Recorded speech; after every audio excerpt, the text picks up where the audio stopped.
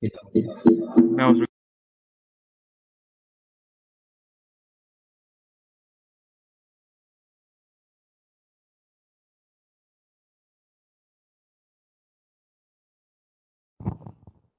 Why is recording now?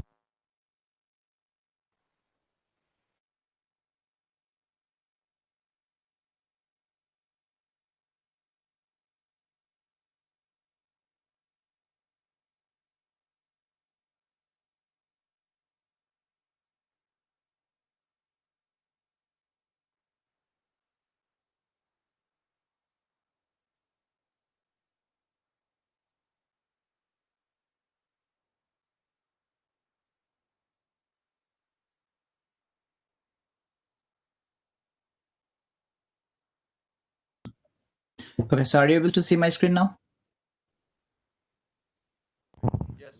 Yes. Okay, so what is the okay? So what is the role of a QA engineer? Okay, so as a QA engineer, what you're gonna do? So first of all, there are several rules that initially, if you are not in any testing job, you might not understand.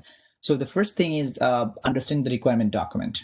So let's say if a customer he wants to build a website, okay, so he's probably giving you a document. Okay, so I need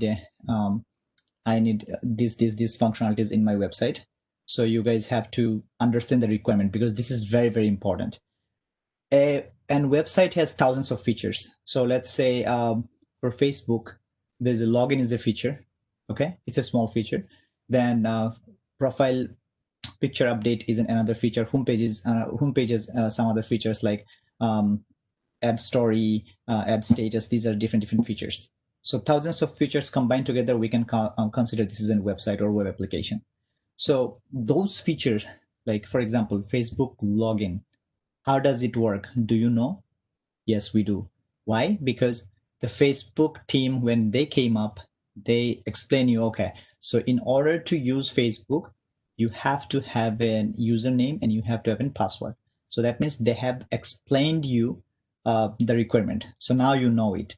So exactly same way, when you will go to the work, the first thing the customer will basically give you a requirement. Okay, so let's say I want to build a website and my website is these features and these are my functionalities. So this is called the requirement documents. So they will provide you like some requirements documents. By reading those, you have to understand which functionalities work how. For example, like if you want to buy a product from Macy's, you have to select a product, or you have to go, first of all, you have to go to the product category page, right? So what is product category page? Let's say I don't know. Okay, so that requirement documents will explain what is a product category page, how does it works, how can you filter, how can you select any product, and then how can you filtering any of the quantity, color, any of the things. So this is called requirement documents. So you have to understand the requirement documents initially. Okay. Number two is creating test cases. So what is test cases? Test cases is the step that you do as an user. For example, like if you want to buy anything from Macy's website, right? So what you have to do? First of all, you have to open your browser. If you're in a computer or if you're on a mobile, doesn't matter. First of all, you have to open the browser. Okay. So this is the first step. You have to open the browser. The second step is you have to navigate to their particular website, www.macy's.com. So that means you have to switch to their web or launch their website. So this is the second step. Third step is you have to select or click on the men's category page or women's category page. Okay. So, and then you have to select a particular page, and then you have to select a particular product. Then you have to go to the checkout. So these are called steps. So what are you currently doing? You are basically executing the steps. Basically, you are clicking, you as an user, you are executing the steps. So if I'm telling you, like in another example, let's say if you want to go to New York from New Jersey. Okay. So New York to New Jersey, if you want to go, first of all, you have to start from a starting point. So let's say you are starting from Patterson. Okay, so the first thing you have to do is you have to start your car. Okay, so this is the first step. Then you have to, let's say, at some point you have to go to right and then left and then go to George Washington Bridge and then go to, let's say, or Lincoln Tunnel. So these are the steps. So what are you doing? You are basically executing the steps to get a result. So these are called test cases. Okay, so when you are separating each steps and you are executing these steps for a particular reason or to executing a particular feature, this is called test cases. We'll look more detail into it.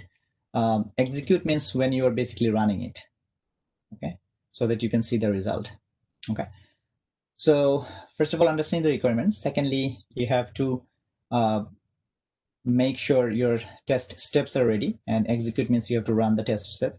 Then once you have performed this, when you have run and executed something, there might be, pass or fail.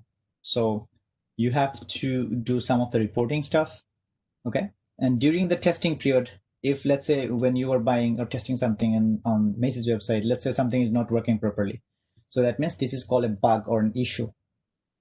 That means it's an bug from the website, so it needs to be fixed. So if you find a bug, you have to report it to the developer so that they can fix it, and then you have to retest the bug.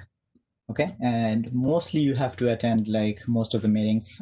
There are several meetings, depends on the company, and some other like project building or team building activities. Sometimes you have to work with offshore guys, like your team might be in India, in Poland, in Argentina. So it depends. So basically, what is the role of QA engineer? The role of is like, first of all, you have to understand the requirement. Second, based on your requirements, you have to write your steps for the testing functionality. Third, you have to execute the steps. And fourth, you have to come up with a report. If during this testing, if you find any bug, you have to report to the developer. And then you are attending various meetings, you are building, or you are attending some of team building, these kind of things. So a good tester, first of all, he might have a good verbal or written communication skill so that he can understand what's going on. And then he needs to be like some kind of patient. Technical skills means like the skills that you are currently learning. Analytical skill is very important. So let's say in your company, you have assigned to a new tools that you don't know. Okay, so let's say it's a new tool that you don't know. So how are you going to deal with it? So you have to do some kind of researching. You have to learn it, and based on that, if you are like learning by yourself, it would be easy. So let's say another example, like let's say you found a bug, or you found an issue on a website. So just you found an issue, that's not the thing. If you can tell like what exactly it's happening, that's it. That could be like your analytical skill. So this is very important. And then we have attitude. Attitude is important because when you are firstly joining in a company, don't just be nervous. Okay, I'm nervous. Be confident, because if you are staying in a company for a month, that means you know something. That is why you are here. Okay, and they're not going to fire you immediately. They will give you time, so don't worry about it. And number 6 is productivity. Like they will give you time, they will give you the opportunity to learn, and then you have to give them your outcome or productivity. Okay, so QA job has 3 basic categories. Okay, number 1 is QA analyst or manual tester. So to be a QA analyst or to be a manual tester, you don't have to learn the programming language, but you have to learn, or you have to know like how the process works, how the technology works. So you have to learn about like Selenium, you have to learn about database, you have to learn about API, you have to learn about the features, the functionality of the website. This is important. So QA analyst, this is one role. And obviously like for this role, like you'll be paid like less than any other role. Number 2 is automation. So what is automation actually? So let's say manually what you are currently doing. let's say I'm giving you 100 username and 100 password to check on Facebook login page to see if Facebook login page works with all those password and username or not. Let's say in our class we have, let's say 10 students, right? So 10 students have 10 Facebook accounts. So I'd like to I'd like to test like all of your username and password is working or not. Okay, so if I do it manually, I have to open the login page, then I have to type your username and password, and then I have to click on login and I have to see like if this is a valid username and password or not. So let's say if for a person it takes 1 minute, so 10% it needs 10 minutes. This is how like you are doing it manually. But exactly, okay, so before go to automation, so this is how you are doing it manually, and after that, if it is passes, then you will have to mention in another document, okay, this is passed or this is failed. Okay, so everything here you are doing is manually. So why automation we need? So in automation, you don't have to do manually. The steps that you have done, we can convert all those steps into automation. So first of all, it will save a lot of time. The thing that you've been doing manually for 10 minutes, it will take only 2 minutes or less than that. Okay. Number two is like in automation, you don't have to provide the data. You don't have to provide the username and password every time. Okay, we will have a sheet, so it will take one by one and it will execute. It will check. So you don't have to even think about the report. If it is passes or fails, it will generate a report for you. If you, configure like this. So automation is much more faster. Automation is much more accurate, because as a manual tester, you might do any mistakes. Let's say your brain is tired, so you might type any wrong password, so it's not working. But automation never does that. It is 100% accurate. Okay, so this is how like automation comes. So Q automation engineer, like you have to know about the programming language, because Selenium is just some of the built-in methods that you have to know. Okay, this is how it works. But to implement Selenium, you have to inside some of your logics. The logics come from programming language. So to know about automation, we'll learn Java as a programming language, because Java is most popular in US. Most of the companies are using Java. So first step is manual tester. Second is Q automation engineer, means the tasks that manual tester do manually, he will do it in an automatically. Okay, so obviously there's a huge difference between these two person, but I wouldn't say like if a person from manual testing, he wants to learn automation, it is not a big deal, because everything is right now very easy to learn. Number three is most higher position of testing side. This is called software development engineering test. So when you will basically testing something, it's not just you are testing. They have a test plan. They have a test strategy. Test plan means there are certain things you have to follow during this project. Test strategy means, let's say in your company, when you're testing something, when you face a problem, how can you communicate, or how can you document your test thing? These are like a strategy. So this is called test strategy. And also like for running an automation test, you have to have an automation framework. Okay, so who actually creates those? This guy is basically create frameworks. Basically it's a like very high level testing job, I would say, and the salary like is very higher, to be honest with you. So we can start from here, we can go to automation, then we can try practicing this. So this guy is basically building framework. He's creating test plan, he's creating a test strategy, sometimes depends on companies, but mostly he is building framework. He is the lead of the team. Okay, so there are three parts of QA job. First is manual tester, second is an automation engineer, and third is an software development engineering test, who actually gives you all the frameworks or build all the frameworks for testing your project. So let's say if he builds a framework so that you can use it as an automation engineer, and you can run your script or write your script, and you can execute your scripts based on or his framework. So every company has a software development engineering test or like software architecture who actually build the framework. Okay. So next, it's a salary issue. It is not unbelievable. In this testing job has a lot of money, and that's like 100% true. Although it looks like a dream, but no.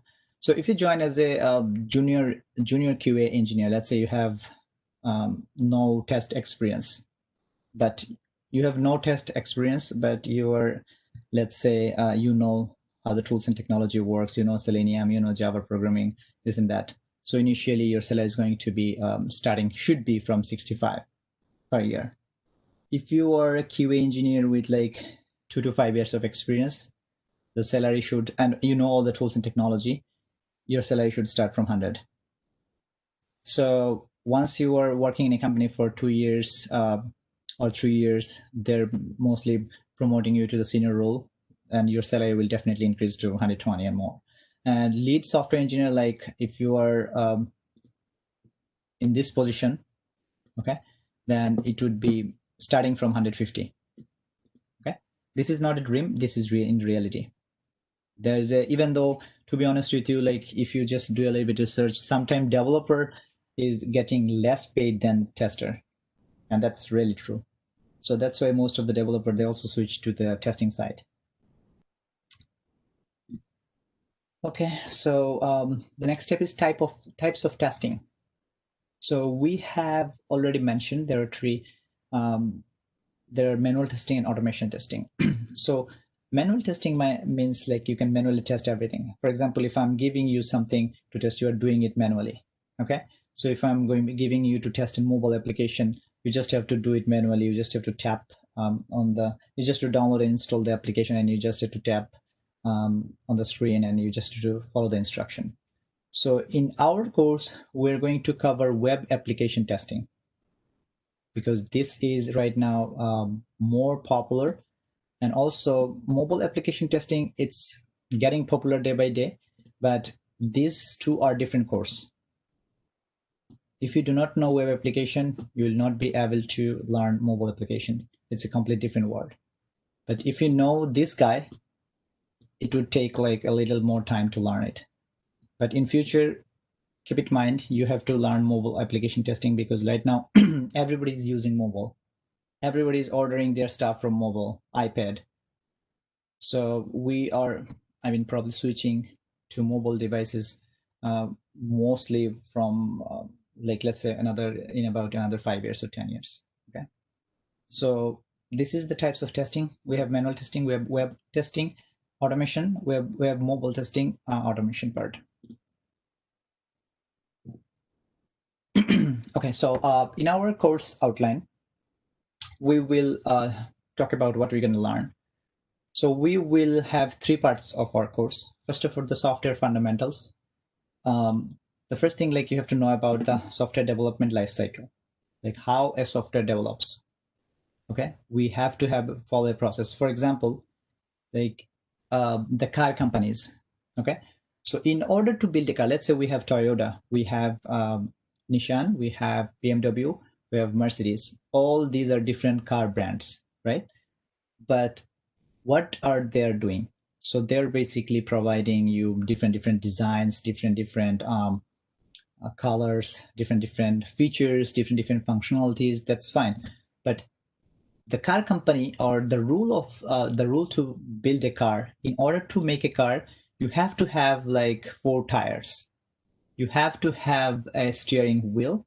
You have to have, let's say, the headlights. So some other functionalities you have to have. That means all the car companies, they have to maintain those things, like in order to build a car. Yes, they can customize it. They can design it in different way. Let's say in one company, they're designing their tires in one way. In BMW, they're designing their tires in different way. But they have to have 4 tires. They have to have a steering wheel. So this is a structure. So in order to build a car, you have to follow the structure. Doesn't matter whatever design you are using, doesn't matter whatever color you are using, you have to maintain a particular structure. So exactly same way, when you are developing a software, you have to maintain some structure. You cannot just be like, okay, I want to make a software. Okay, so just tell me how do you want, and then just build the software and that's it. This is not work in this way. So you have to have follow some kind of strategies or structures. This is called software development life cycle. We'll learn today's class later on. Then we have software testing life cycle. So when I'm saying, okay, Mr. X or Mr. Y, just test this feature, that doesn't mean like, okay, yes, sir, I'm going to start. No, the first question is like, where is my requirement? What am I testing? Okay, so just exactly the first one, we have some kind of structure we'll learn in today's class. We have two types of methodologies that you have to follow. One is called Agile. The other one is called Waterfall. We'll learn in today's class. We will learn software testing fundamentals, like what is test strategy, test plan, test case, test scenarios, those kind of stuff. And we will learn HTML, CSS, JavaScript a little bit. So why do we need HTML, CSS, JavaScript? So HTML, CSS, JavaScript is basically for front-end designing, okay? So when you will write your automation script, you have to catch the element, and we need some of the HTML, CSS, JavaScript that have to have a clear understanding. So that's the reason like we'll learn HTML, CSS, JavaScript, not the entire course. We'll learn that much, like how much we need, okay? So this is the software fundamental part that we're going to learn in our course. And then we have for manual testing, everything starts from manual testing. Remember, just because you're an automation engineer, that doesn't mean you don't have to do manual testing. Nope, that's wrong. First of all, you have to do manual testing. Once your feature is passed, let's say once Facebook login page is manually passed, like for a single user, then I'm going to write my automation script. But if it is not working properly, I'm not going to write my automation script. So for manual testing, we'll learn some of the manual testing process, and then we will learn some of the tools which will help to manual testing. And for automation course, let me just show you. Okay, so for automation course, first of all, we'll learn Selenium. What is Selenium? Selenium is, let me just share my screen. One moment.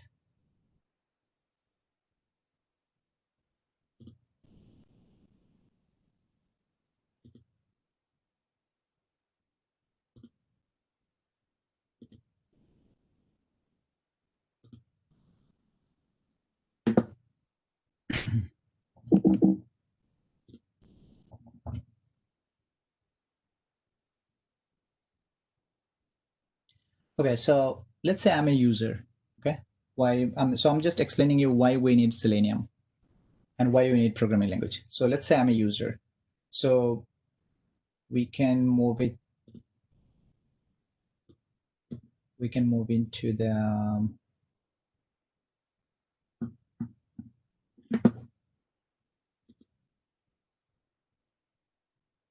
okay, here. Okay, so let's say this is the okay, so this is the login page of or login section of Nike. Okay, so let's say this feature is built by our developer recently, and we have to test this feature. Okay, so how are you going to do it manually? So first of all, before starting testing, you have to ask your project manager, Mr. Project Manager, give me a description or give me a requirement documents where I can know like what is or how this is this is working. Okay, then give me some of the test data, like what kind of data you want to use. Am I able to use any of the email address or any of the password?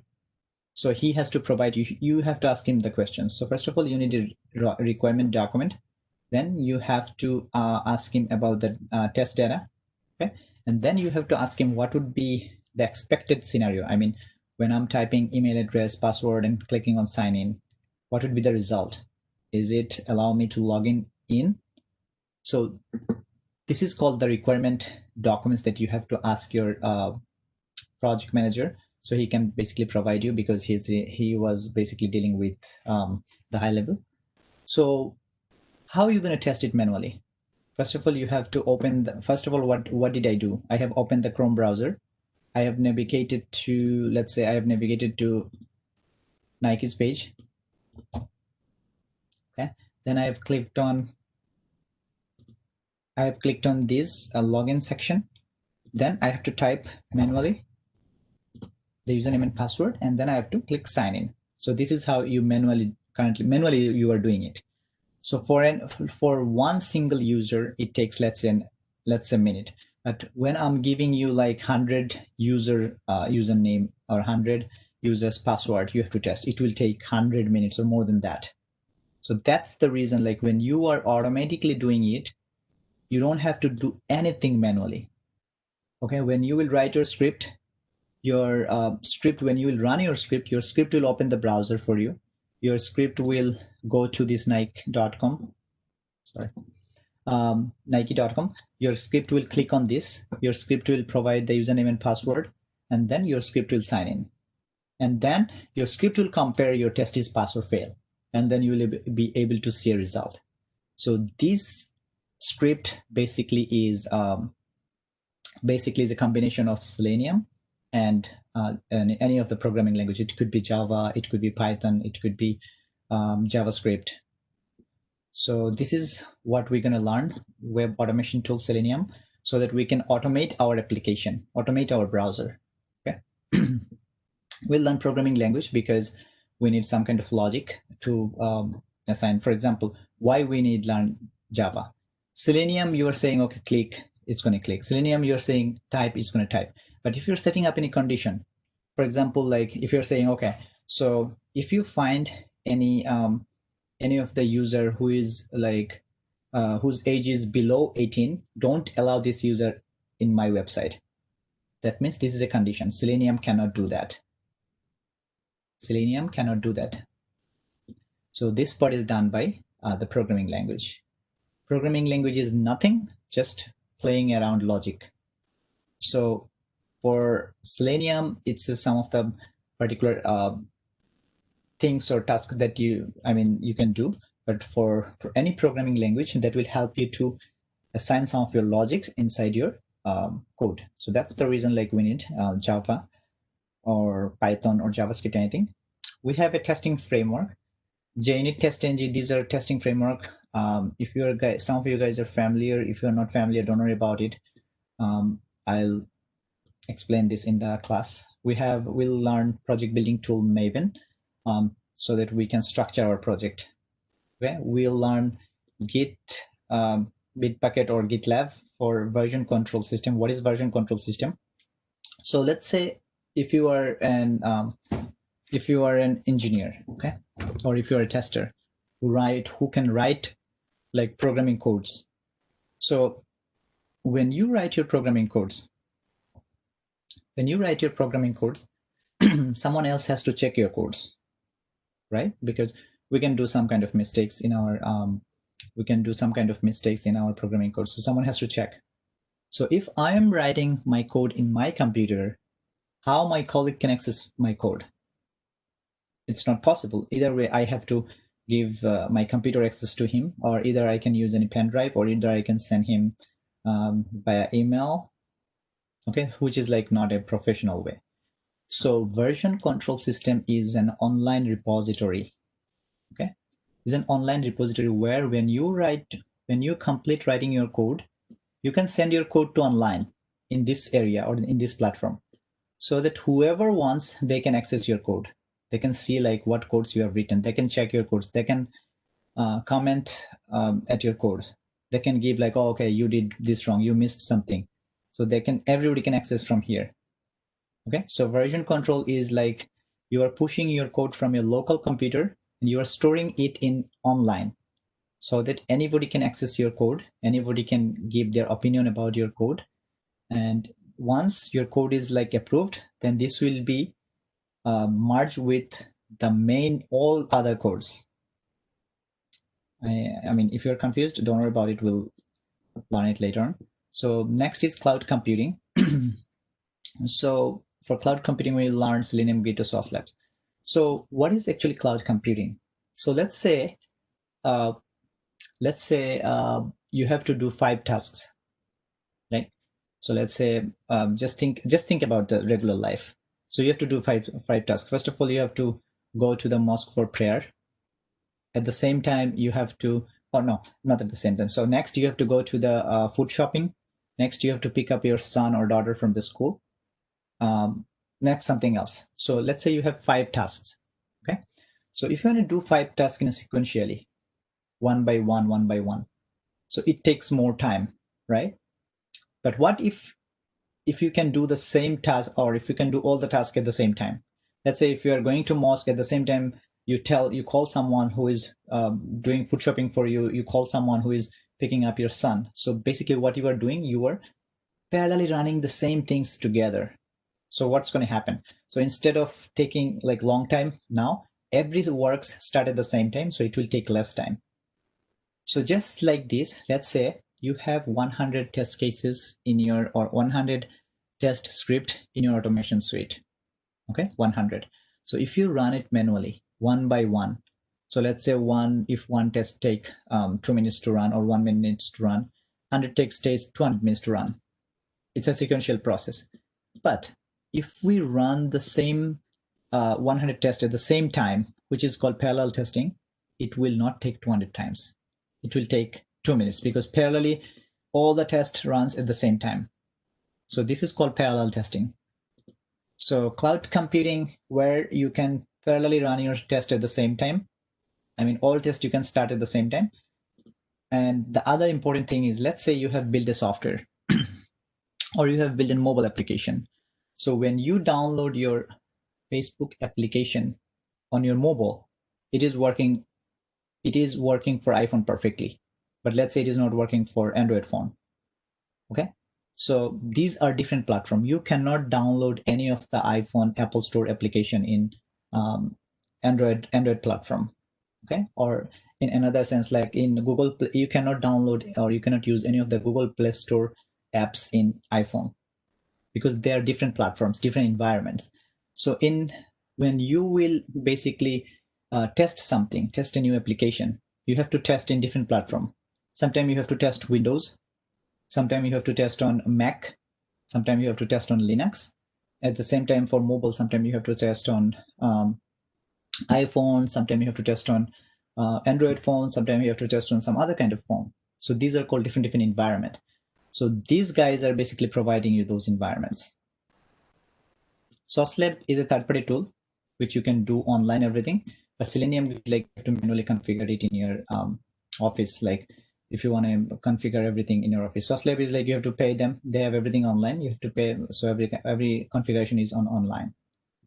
Then we will learn about some of the automation frameworks. We have some most popular frameworks: data-driven framework, hybrid framework, and BDD Cucumber framework. So this is, if you guys are familiar with it, that's fine. If you're not, don't worry about it. We'll take a class. Then we have to have good knowledge about database testing. So what is database testing? So let me just show you why we need database.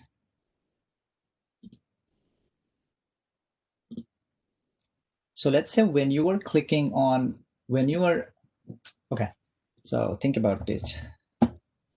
So google.com, right?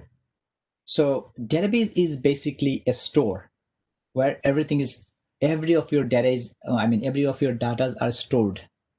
Okay, so let's say think about it. Think about a grocery store. In a grocery store, we have everything. So if you want to buy anything from Costco, let's say if you want to buy any kind of fruits, you have to go to the fruit section, right? If you want to buy to the dairy products, you have to go to the dairy section. But every of the products are stored in Costco so that you can buy it. Exactly same way in Google, they have a database where their data are stored. Okay, so when you need the data, they will provide the data. So if you search restaurants near me, so did you think before how they're searching, like how they're providing you the nearby restaurants? They have those restaurants name in your company. So if I'm looking this restaurants near me, I'm looking based on my place. If you are from New York, you are seeing based on your place. How are this happening? So there is when you are clicking on it, there is a query behind it. What is the query? So it is basically filtering based on your location, and then it is giving you the output from the database. So those all restaurant name are stored already in Google database. So database is basically where your data are stored, but you have to run SQL queries. What is SQL queries? For example, if you want to buy something from Costco, okay? If you want to buy something from Costco, let's say dairy product, you have to go to the dairy product and then bring the things. Same exactly in database. If you want to search something, you have to tell it, okay, I need to search something. So among all the data, when you write your script or write your query, it will filter the data for you and it will give you the result. So that's the reason we'll learn database. We'll learn Fba testing,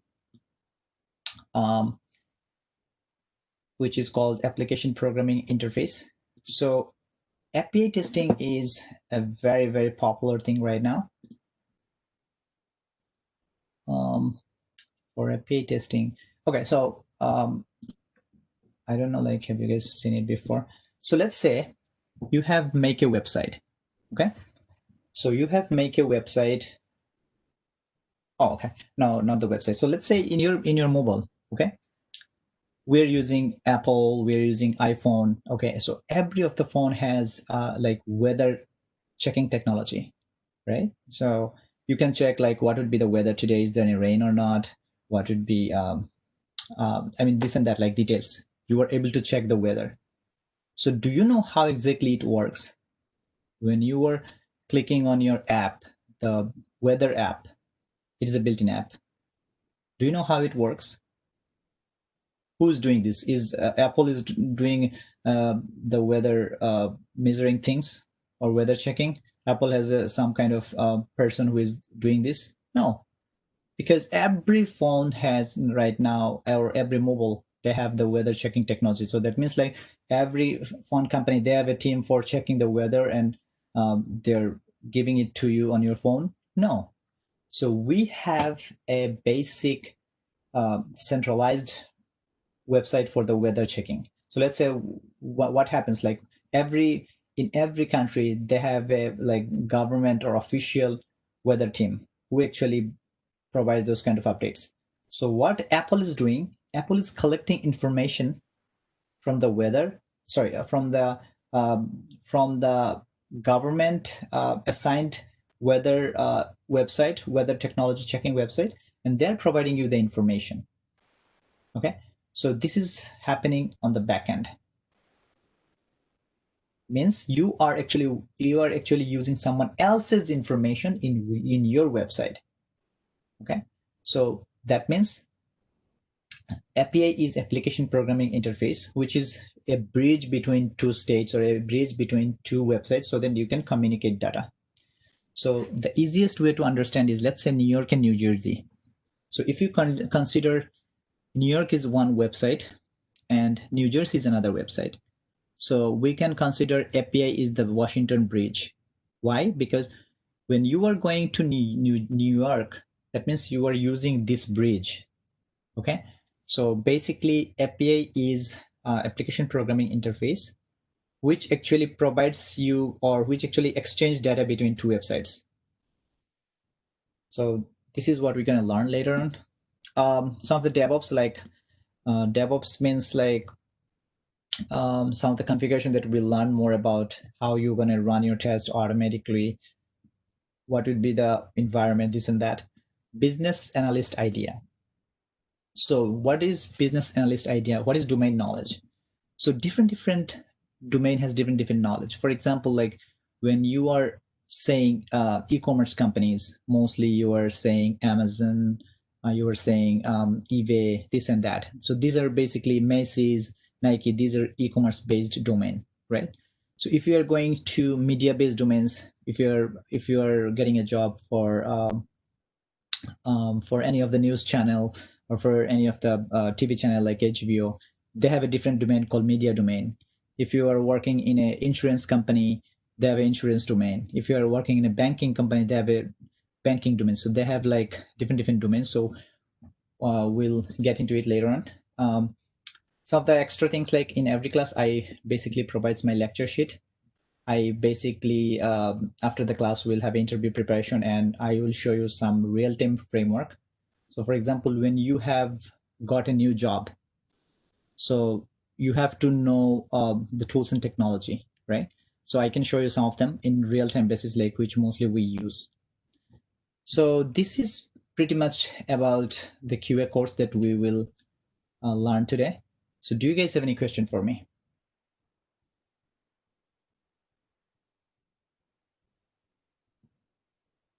Ask me question, otherwise I can move into our next topic.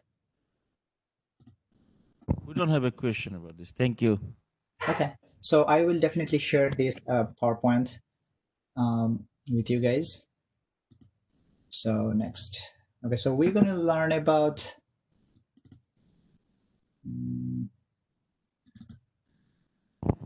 Thank you, Masood Bhai. It was actually very great. yeah. So now the question is like, it is very, I mean, some of you can think, oh, okay, it's a lot of information. Am I able to do it? Don't worry about it, you'll get it. I have explained everything. You have 5 days in after, actually 6 days. So just to read everything, try to understand. Even if you have any question, feel free to ask me. Okay. So remember I showed you one thing in my PowerPoint. Okay. Give me one more.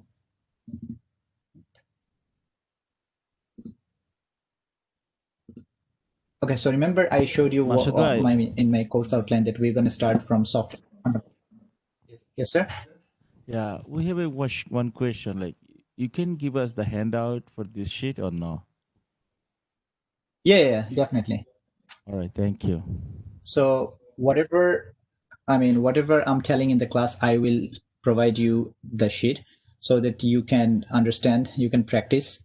And this sheet, remember, this sheet will be more helpful for your interview. Okay. So you have 5 days of time. Please have a clear understanding. If you have any question, feel free to ask. The important thing is like, if you guys can group study, that would be great, because group study can like share your knowledge. And I'm here, so you can just feel free to contact me. I'll provide you my phone number. Okay, so remember I told you about, we have 3 parts. We have one part software fundamentals, one part is manual testing, the other part is automation. So today's class, I'll try to mostly cover those 4 things. And this will be probably in next 2 class. So let's start with those. It's 11:27. So do you guys need 5 minutes break? Okay. Okay, I think you don't. Yes or no? Yes. Okay, so we should be come back by 11:35. Okay. All right. Thank you. Okay.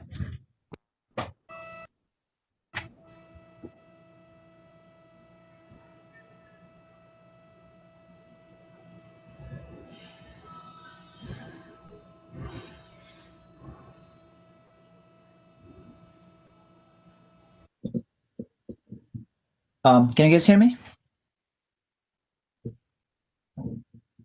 Yeah. Okay. So we're going to start about software development lifecycle. It is important to understand the process. So first of all, what is software development lifecycle? So software development lifecycle, I mean, like I already explained, like in order to build the software, you have to follow some kind of some phases. just like in order to build a car, you have to follow some structure. Even though different car companies, they can design it in a different way, but you have to have follow some structure. You have to have a steering wheel, you have to have like four wheels, this kind of stuff. So so everybody has to maintain these steps, but they can custom or they can design it then in based on their own companies and stuff, you know. So exactly the same way, in order to build a software, you have to follow some of the phases. So this is called like software development lifecycle. So what are the phases? First of all, requirement analysis. So requirement analysis, what is requirement? So requirement is basically, let's say if you're a customer, okay, and you have a fashion house or you have a clothing business.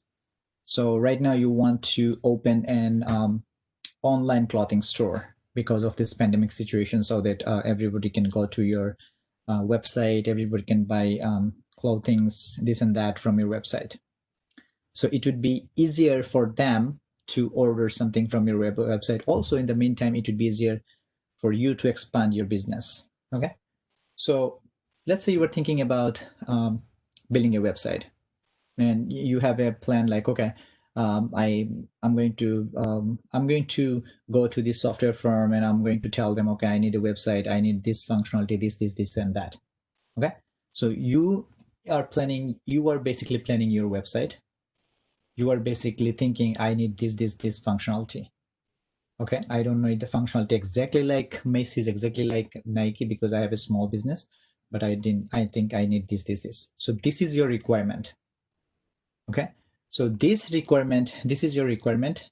So when you will go to a software firm, you have to give them the requirement.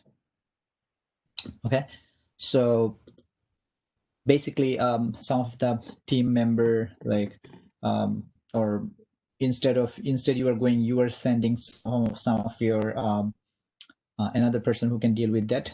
So basically these are conducted by the senior team members with stakeholders means who is basically taking care of your software, who is basically checking the deliverables, providing the requirements, this and that. So this is called requirements. So the first thing is requirements gathering stage.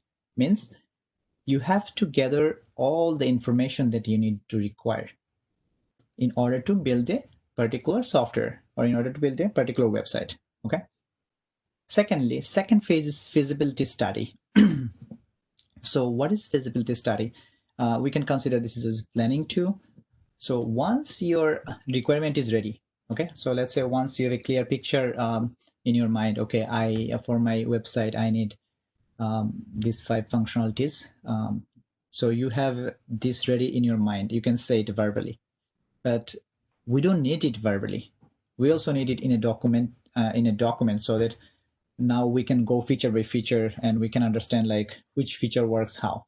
For example, like let's say you have mentioned in your clothing business or in your clothing website, you have a feature called let's say if you have a feature called discount or monthly discount. So as a software engineer or as a tester, I don't know how this works because I don't know your functionality. So you have to tell them about the functionality, and this all planning, all features, how every of the feature is working, it is going to be documented, so that whoever's going to read the document, he can easily understand, oh, okay, so in your website, when I go to the login section works this way. In your website, when I go to the customer section for a contact purpose, it works this way. So every feature has to be documented. So the documents that usually gathered all the requirements, this is called software requirements specification or SRS document. Okay, so this is also called planning, because based on your requirement, now you have a document, right? So now the software engineers or the project managers, they're going to assign some of their opinions, some of their feedbacks, like, oh, okay, you can do this, you can do that, you can upgrade to this is not possible, this is possible, blah blah blah. So some of the conditions, like you can add this here, software requirement specification. So so right now, whoever's going to read this document, he can get a clear picture about what exactly you need, how you want your website to be created, what are the features of the website. So just to give a clear idea about, give me one sec.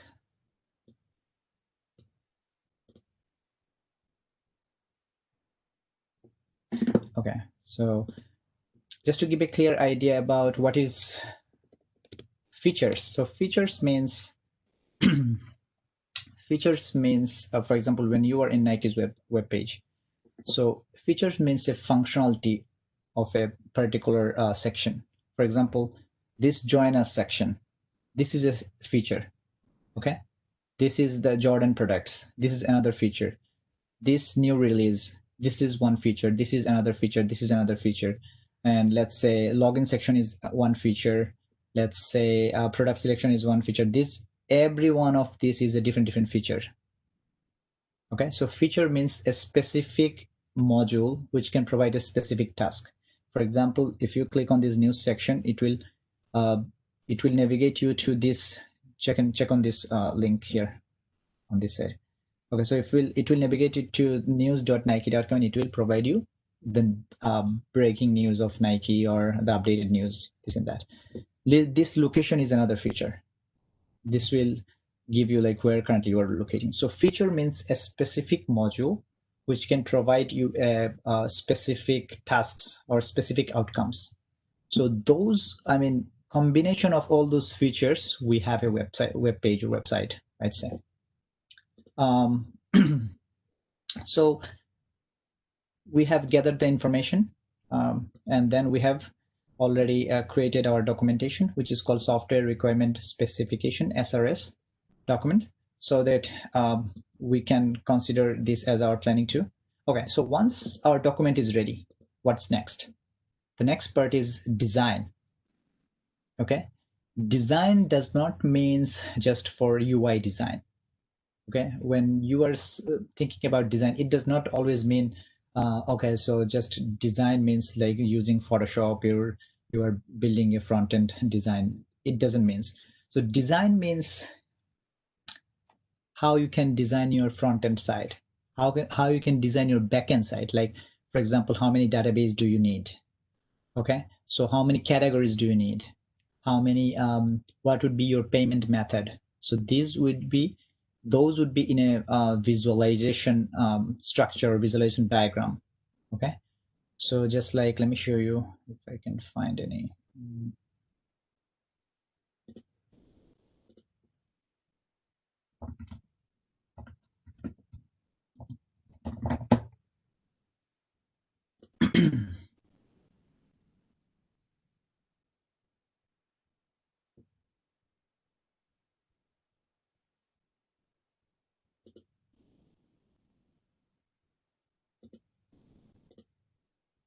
Okay, so it's a kind of like this.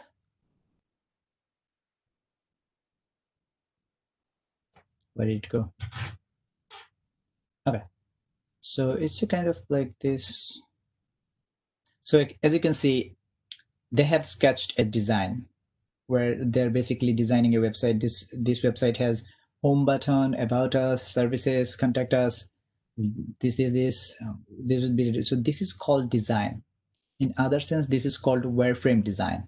Okay, so some company, they will provide you documents about all those information, or some companies, they will provide you this design structure. Okay, we need this is this. Okay, so this is the front end part. Also, you can design the back end part, like how many database tables will be there. Like, let me show you.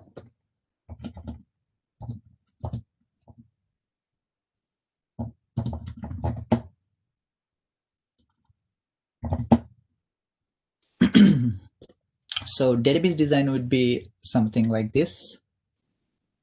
These are the database tables that you don't see.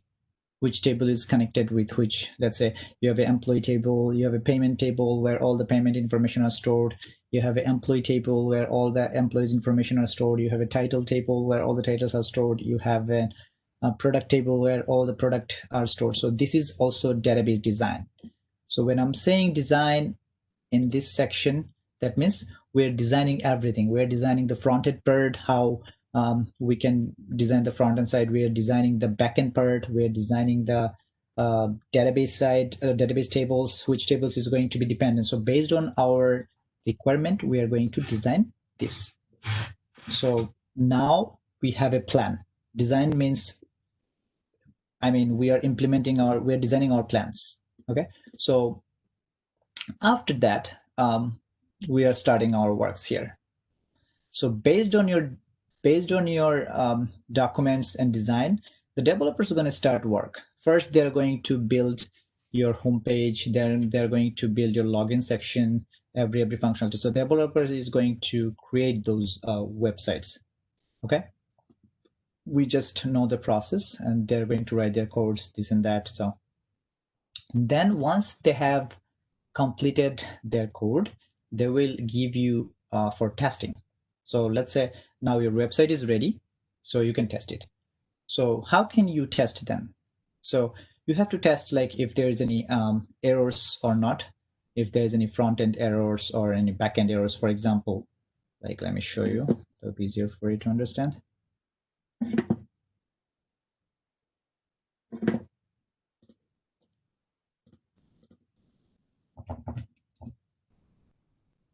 Okay, so let's say this is your web page. Okay, we just have a design. So developers going to write their code feature by feature. This whole page doesn't come at the same time. So let's say in your page, first they have introduced this login section. Okay, and then they have introduced this section, and they have then introduced this feature, search feature. So how you can test the search feature? So before start testing, first of all, you need to have a clear idea about, what is that. So right now, you can ask, once developer team is assigning any task to you for testing, you can ask the developer, Mr. Developer, you have assigned me to test the search feature. So could you please provide me the documents so that I can understand like how does it works? Because as a tester, let's say I don't know how it works. So if he has the documents, he can provide you, or he can ask you. Okay, so you can ask the project manager, he can provide you the documents. So the project manager will now can give you these documents, can give you these documents, can give you the design, or can give all together. So once you have this in your hand, now you can understand how your search function works. Okay, and then if you think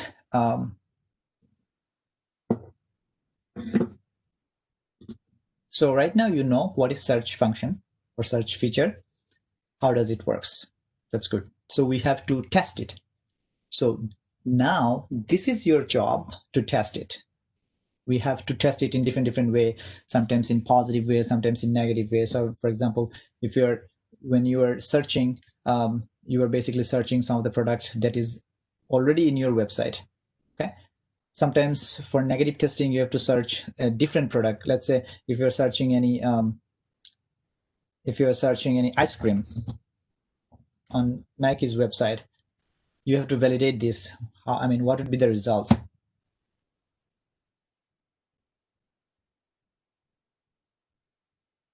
Okay, so probably they have a shoes model name ice cream. Okay, or it could be an let me just type one more thing.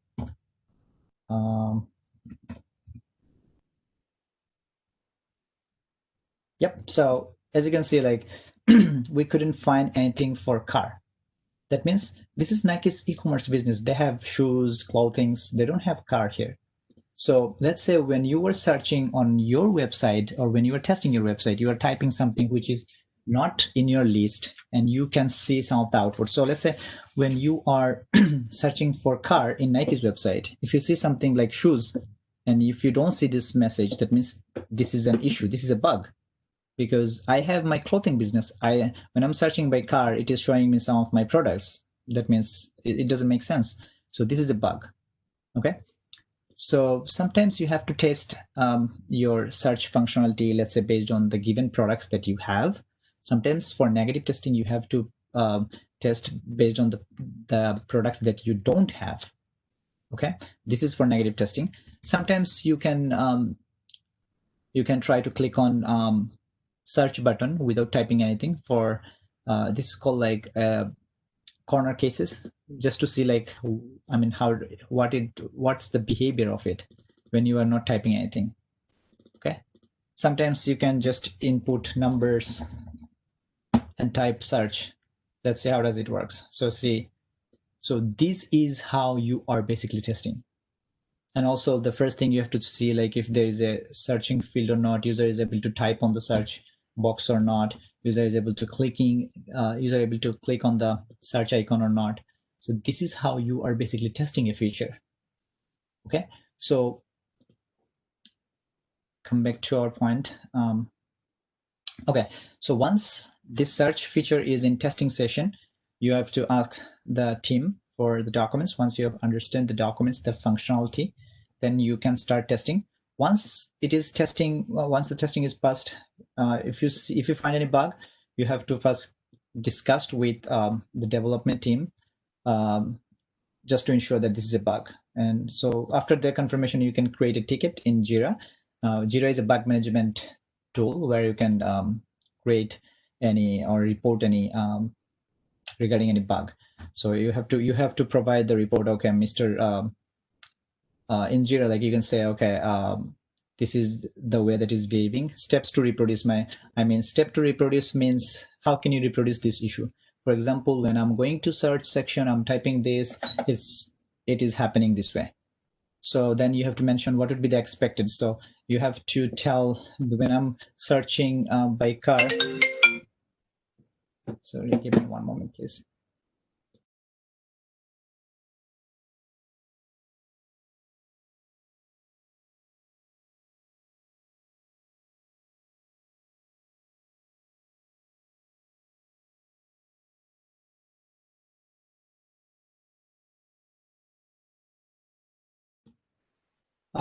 Guys, sorry, I just had a call from railway. They have lost their electricity, so we have to wait. Sorry about that.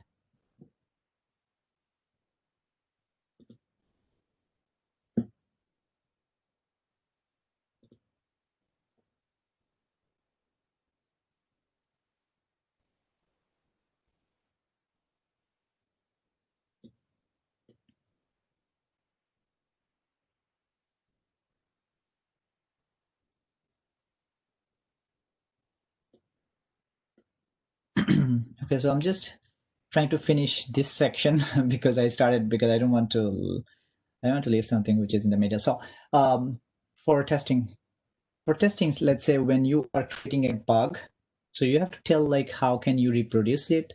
You have to tell like what would be the expected behavior. For example, if I'm searching for any product, let's say Nike Air. So once I'm searching for a product that is already in their list, it should give me the product information. Okay, this is the expected. I mean, you should be able to see the product information. But if I'm searching something using the product that is not in their list, it should give me a message like we couldn't find anything, or this product is not in our list. Like, so this is the expected behavior. Okay.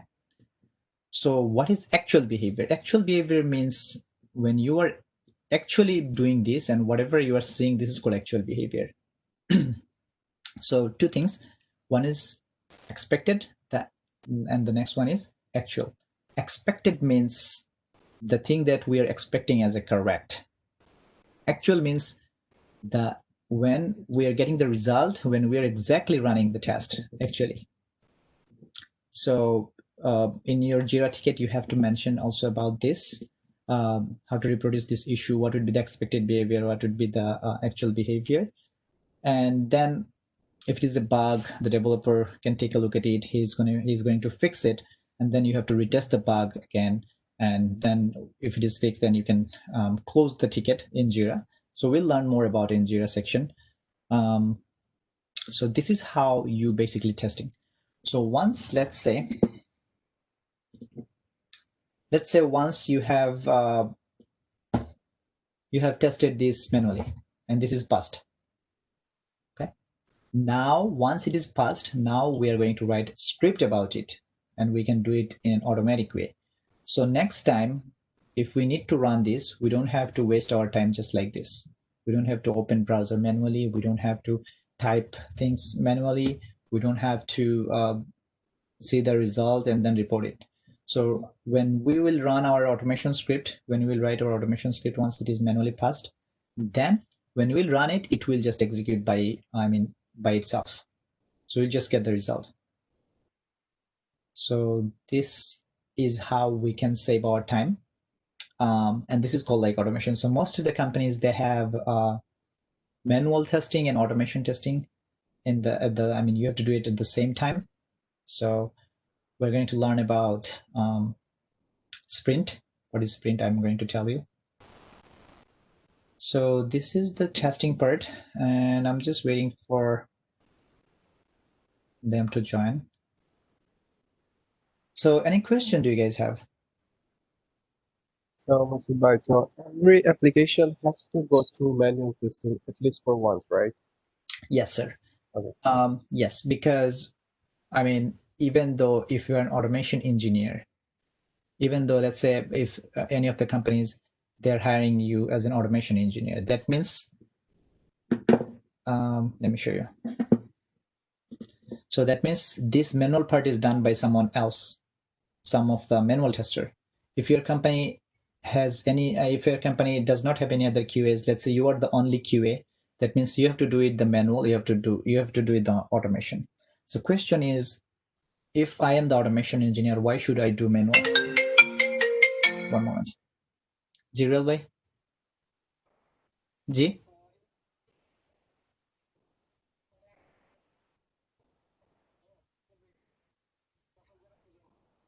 আচ্ছা ঠিক আছে ভাইয়া আচ্ছা ওকে সমস্যা নাই আমি just question নিলাম so সমস্যা নাই 10 মিনিটস ওয়েট করতে পারবো ওকে ভাইয়া জি জি আসসালামু আলাইকুম okay guys, so railway building a current nai. So the students that was joining from there, they're going to go their home, so it will probably take 5 to 10 minutes. So in the meantime, I'm going to take some of the questions that you guys have. So as answering the questions, why we need to test manually. So let's say in a company, you are the only QA, okay? Because you will find thousands of companies we did not even have any single QAs, but right now they are feeling the importance of QAs. So they hire someone like you or like me, okay? So let's say this is Nike's website. They did not have any QA, and they have to, they were asking you to test this.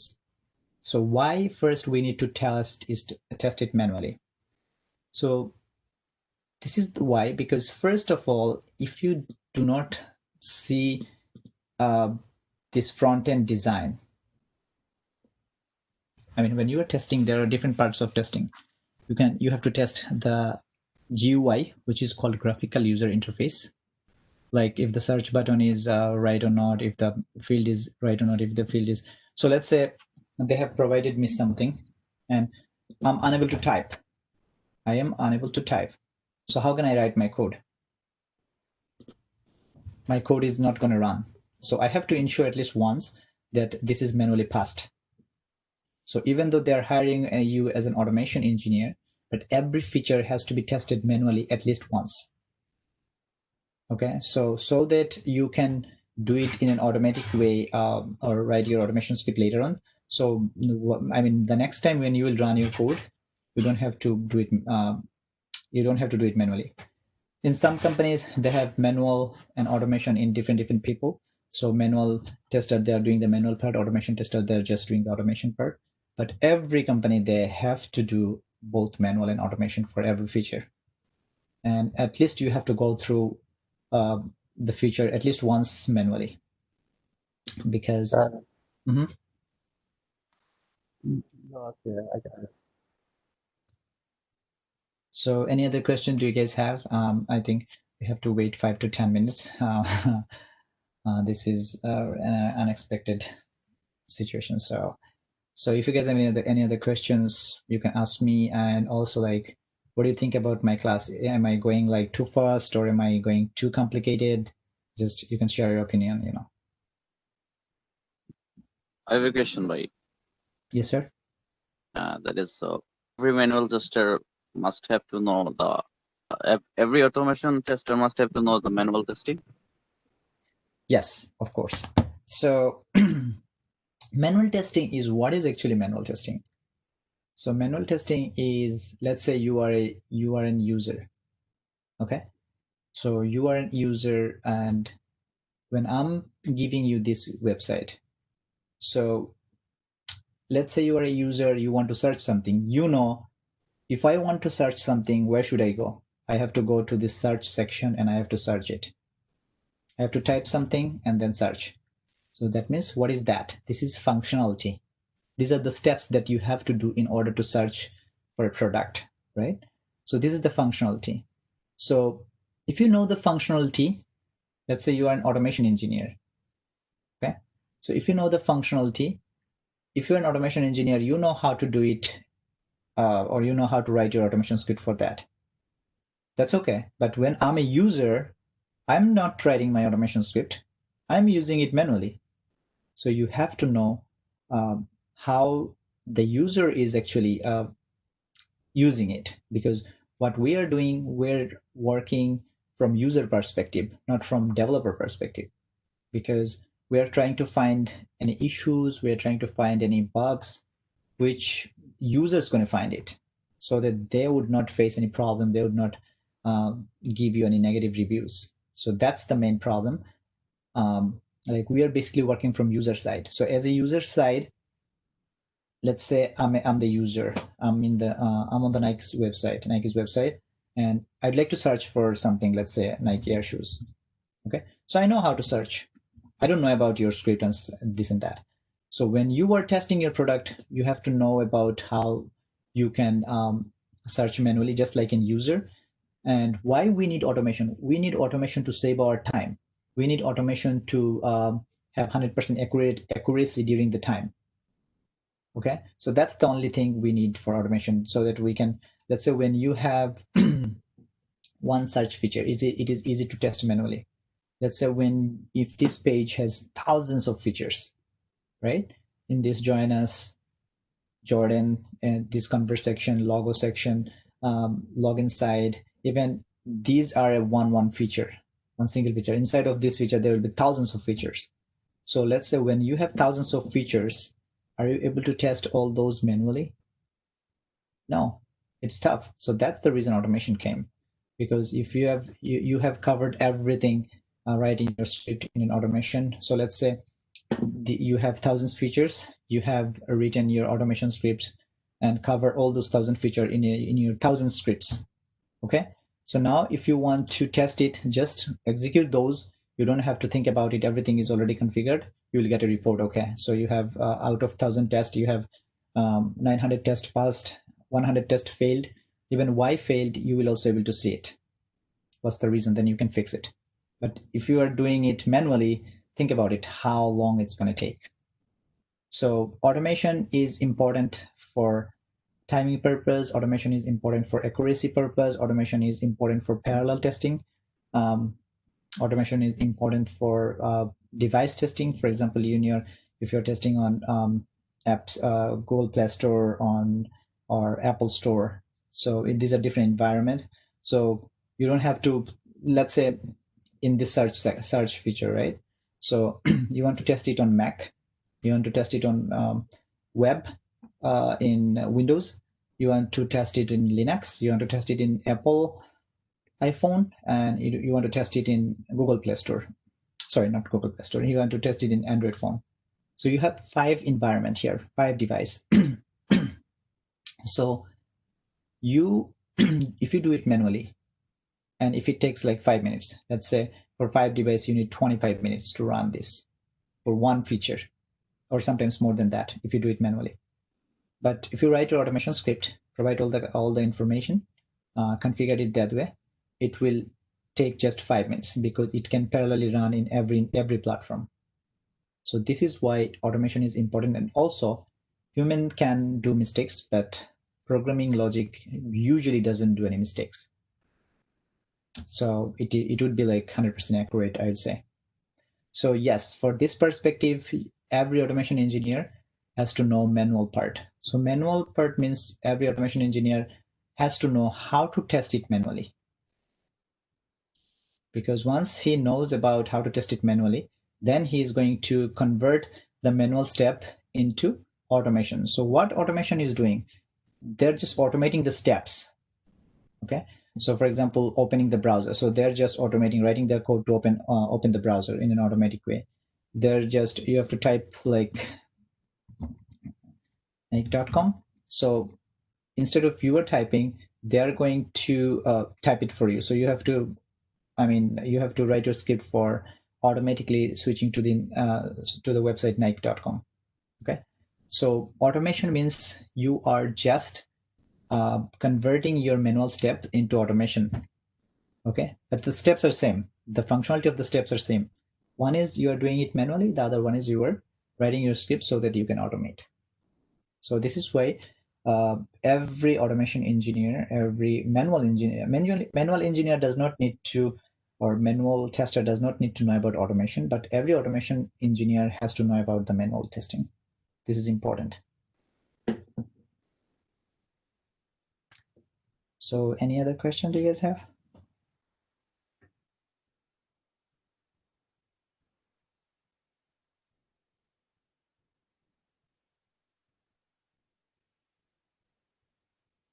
I'm just waiting for them to join. I'm sorry, it's not my fault.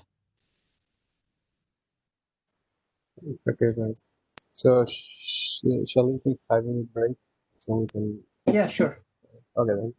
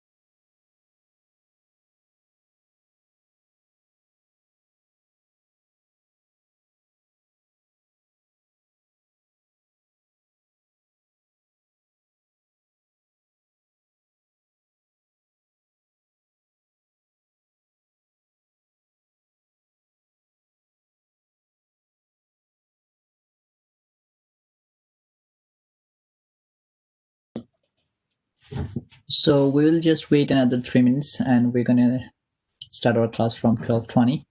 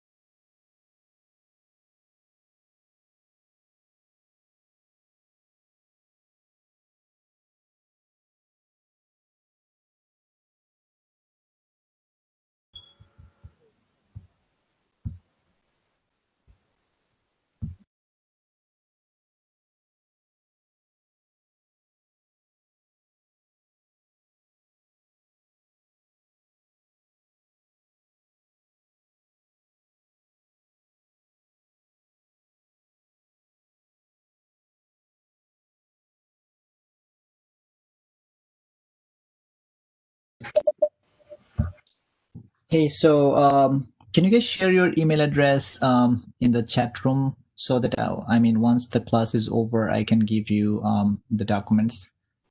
And yeah, so it would be easier for you to understand and my documents later on, and you can prepare based on that.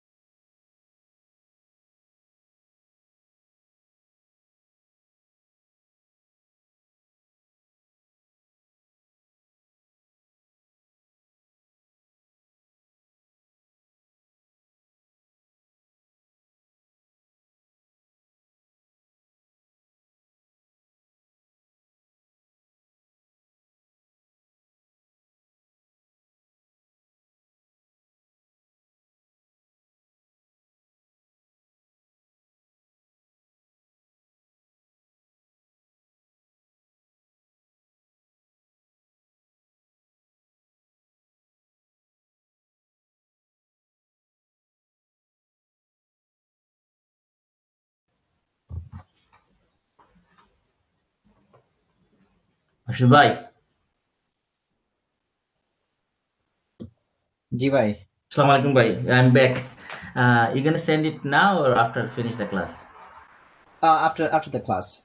I mean, whatever document that I'm currently using, I'll send it to you guys so that you can prepare accordingly. Okay, so we can start the class again. Excellent. Yeah.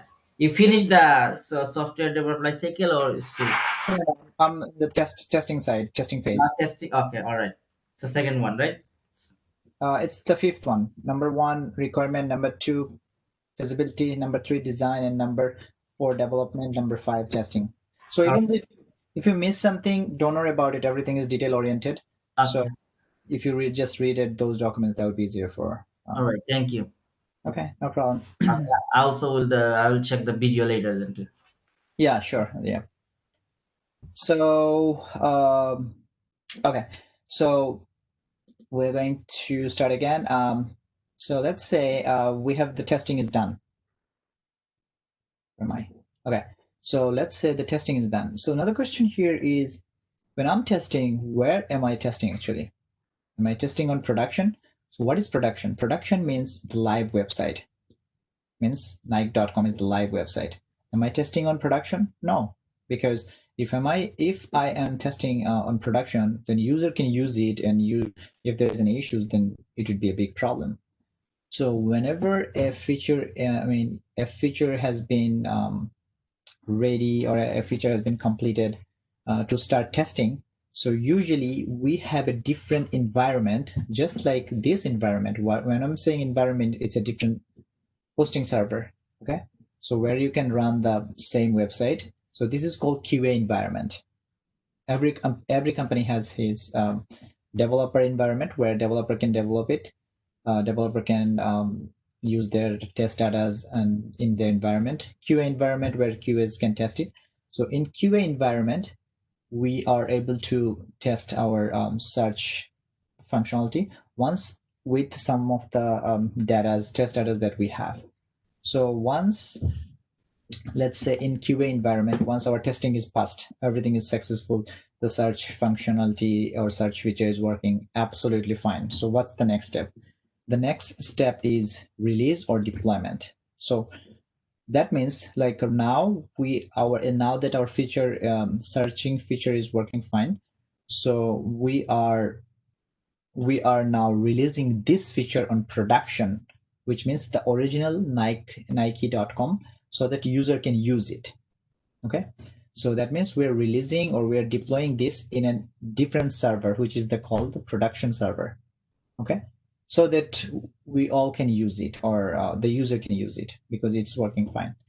So once the testing is done, we are releasing this or deploying. We can say deploy, we can say release to our production environment. Every company has its production environment. So once we have released into production environment, as an engineer or as a tester, you have to test it on production environment too. Why? Because there are so many things can happen. For example, let's say we did not know about this pandemic situation, right? So for this pandemic situation, most of the shopping mall, most of the fashion house, they've been closed for last few months. So people are buying stuffs from online.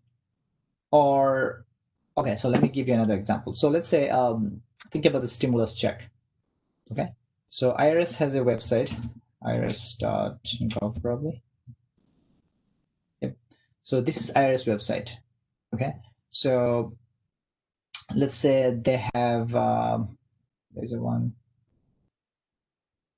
Okay, so let's say this get your non-filter interpayment information. There is something called your account.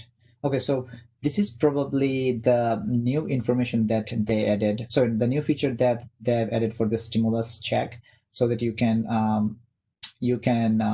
provide your direct deposit information here, and they can pay directly to your bank account. So when this feature has been tested by tester, okay, the QA tester, they tested it in their environment, which was QA environment, and he was the one who used it. Triceratops can protect babies by forming a barrier around them. Can you please? Let's beat the bad dinosaurs.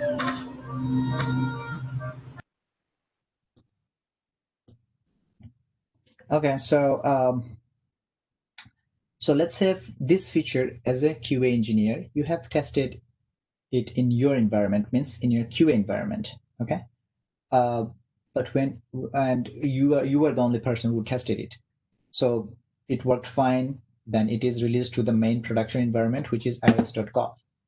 But on production environment, for this pandemic situation, thousands of people are visiting the website and clicking on the same features, trying to use the same feature. So that's a different environment.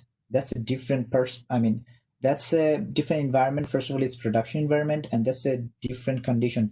Thousands of people are trying to use it. So sometimes their website is slow, sometimes their website functionality is not working. So that's the reason once a website or once a feature has been released to production, you have to test this feature on production too, because it's a different environment. So can't we say that we are testing in UAT environment, user acceptance testing environment? Yes, UAT environment. Some company has UAT environment, some company has pre-prod environment, but I'm talking about the after release. Okay.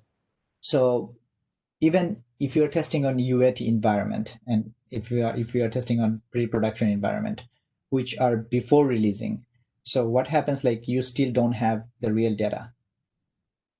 You have to use the test data, okay? And you are the only person that is currently testing. But when it is releasing for the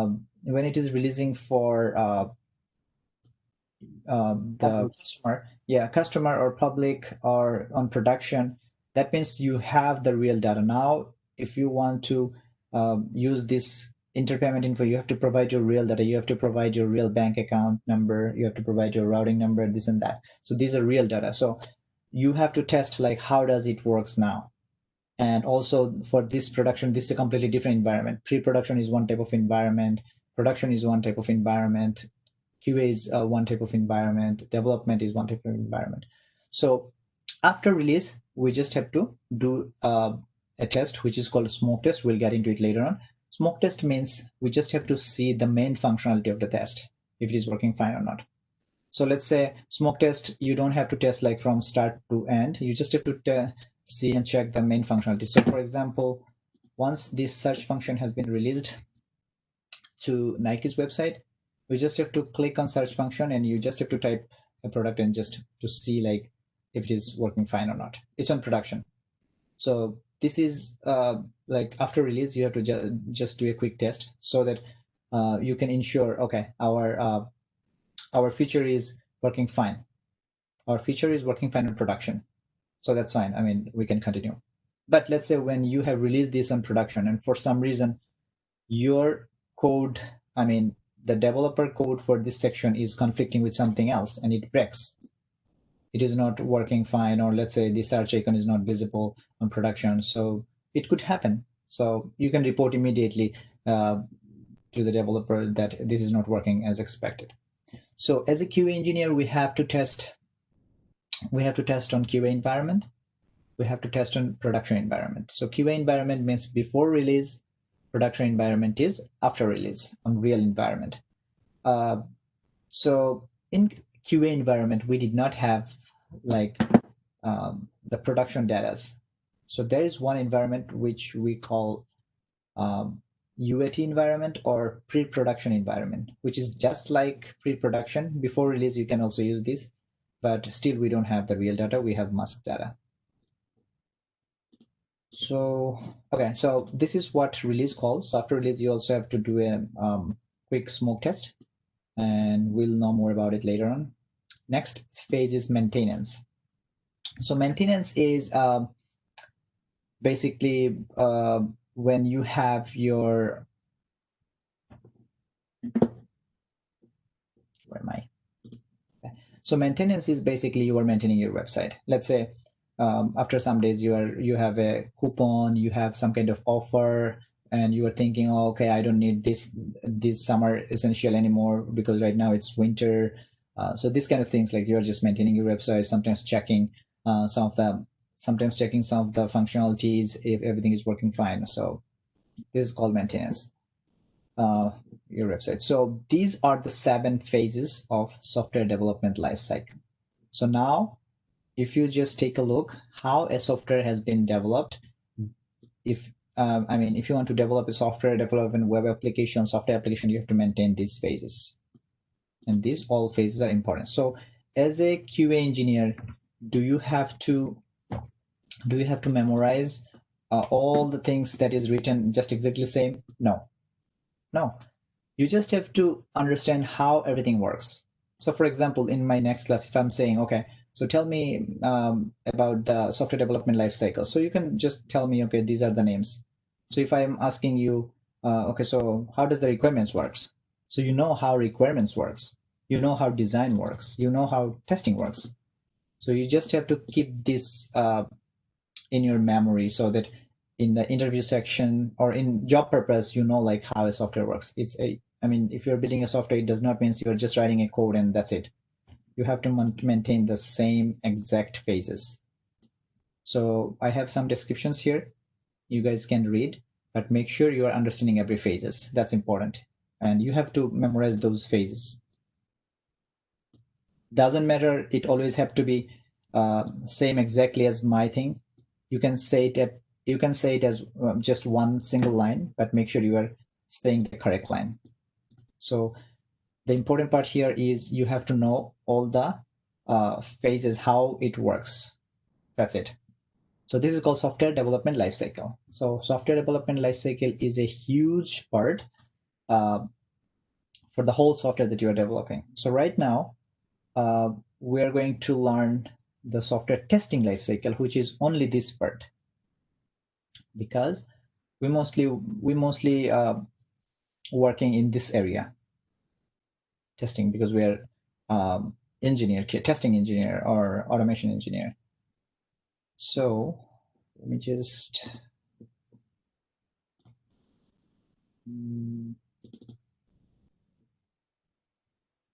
so do you guys have any question about software development lifecycle? No, brother. Okay. We're good. Yes, sir.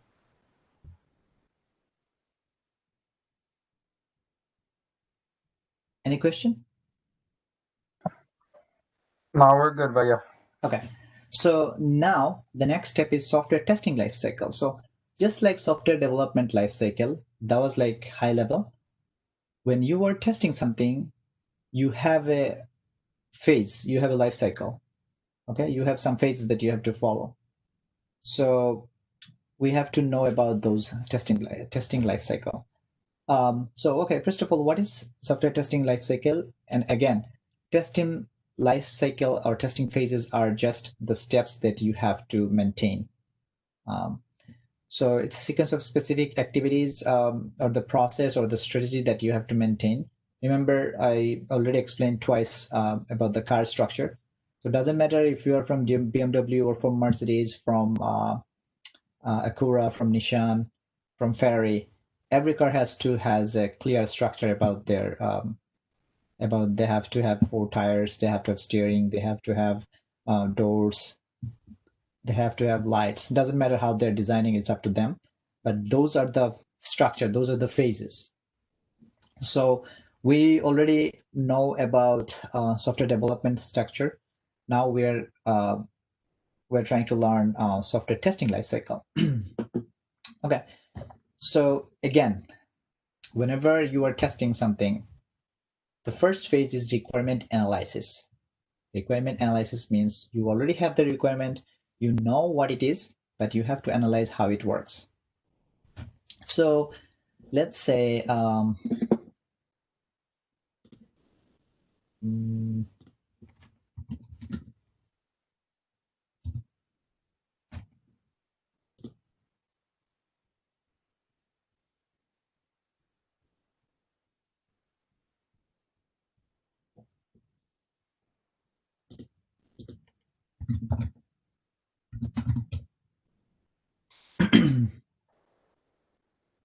so I'm just giving you an example. This is Nike's website, and you can see they have a different structure. They have new releases product, they have men's products. I mean, this is their displaying way or their plan. But when you are on Macy's website, you can see you can shop by department.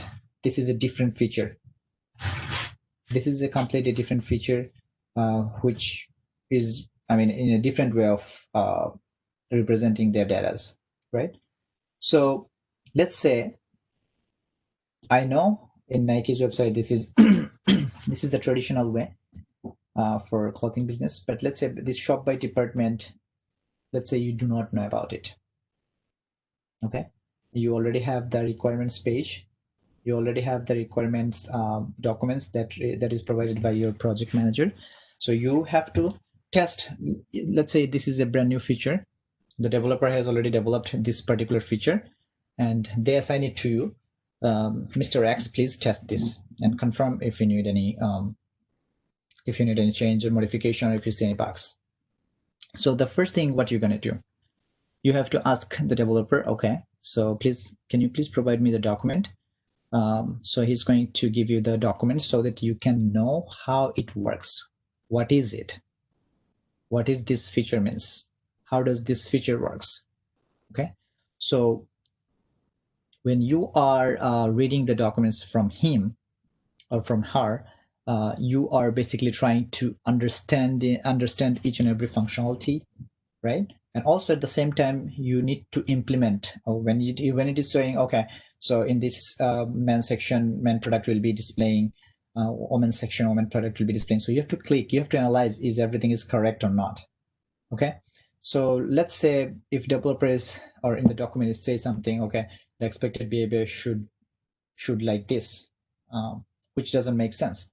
So you can check some other websites and see how the other website works, and you can discuss with your developer, Mr. Developer, I think this is a mistake, or I think this is not right, because it happens. Just because they're giving you a document, that doesn't mean they're always right. Okay, so it happens. So you can ask them, I don't think it's right, or if you have any questions, like if you're not understanding anything, you can ask developer or project manager that I'm not getting your point. Could you please explain this part a little bit? So that means you are analyzing the requirements for proper understanding of the functionality. Okay, so what is our main goal? Our main goal is to understand the functionality. How does it work? So if we know how does it work, then we can test it. Okay, so where am I? So this is called requirement analysis. Number 2 is, okay, so this part I'm going to talk about a little bit later. Number 2 is test planning. So for test planning, let me just go to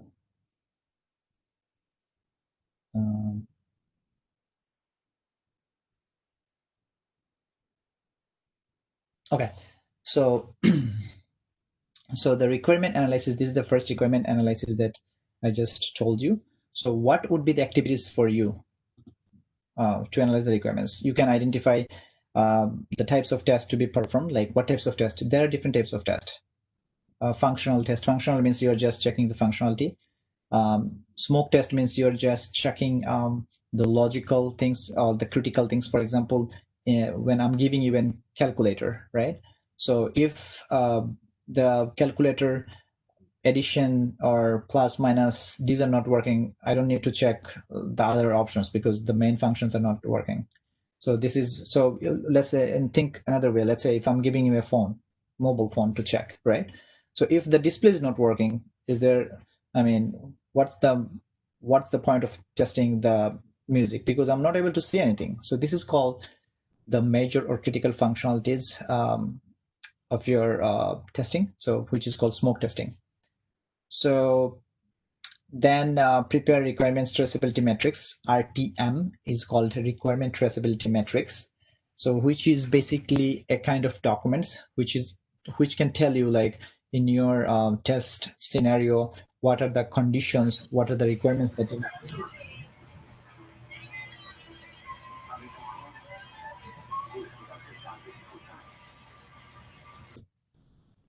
you need to you need to add. So then identify test environment, details where testing is supposed to be carried out.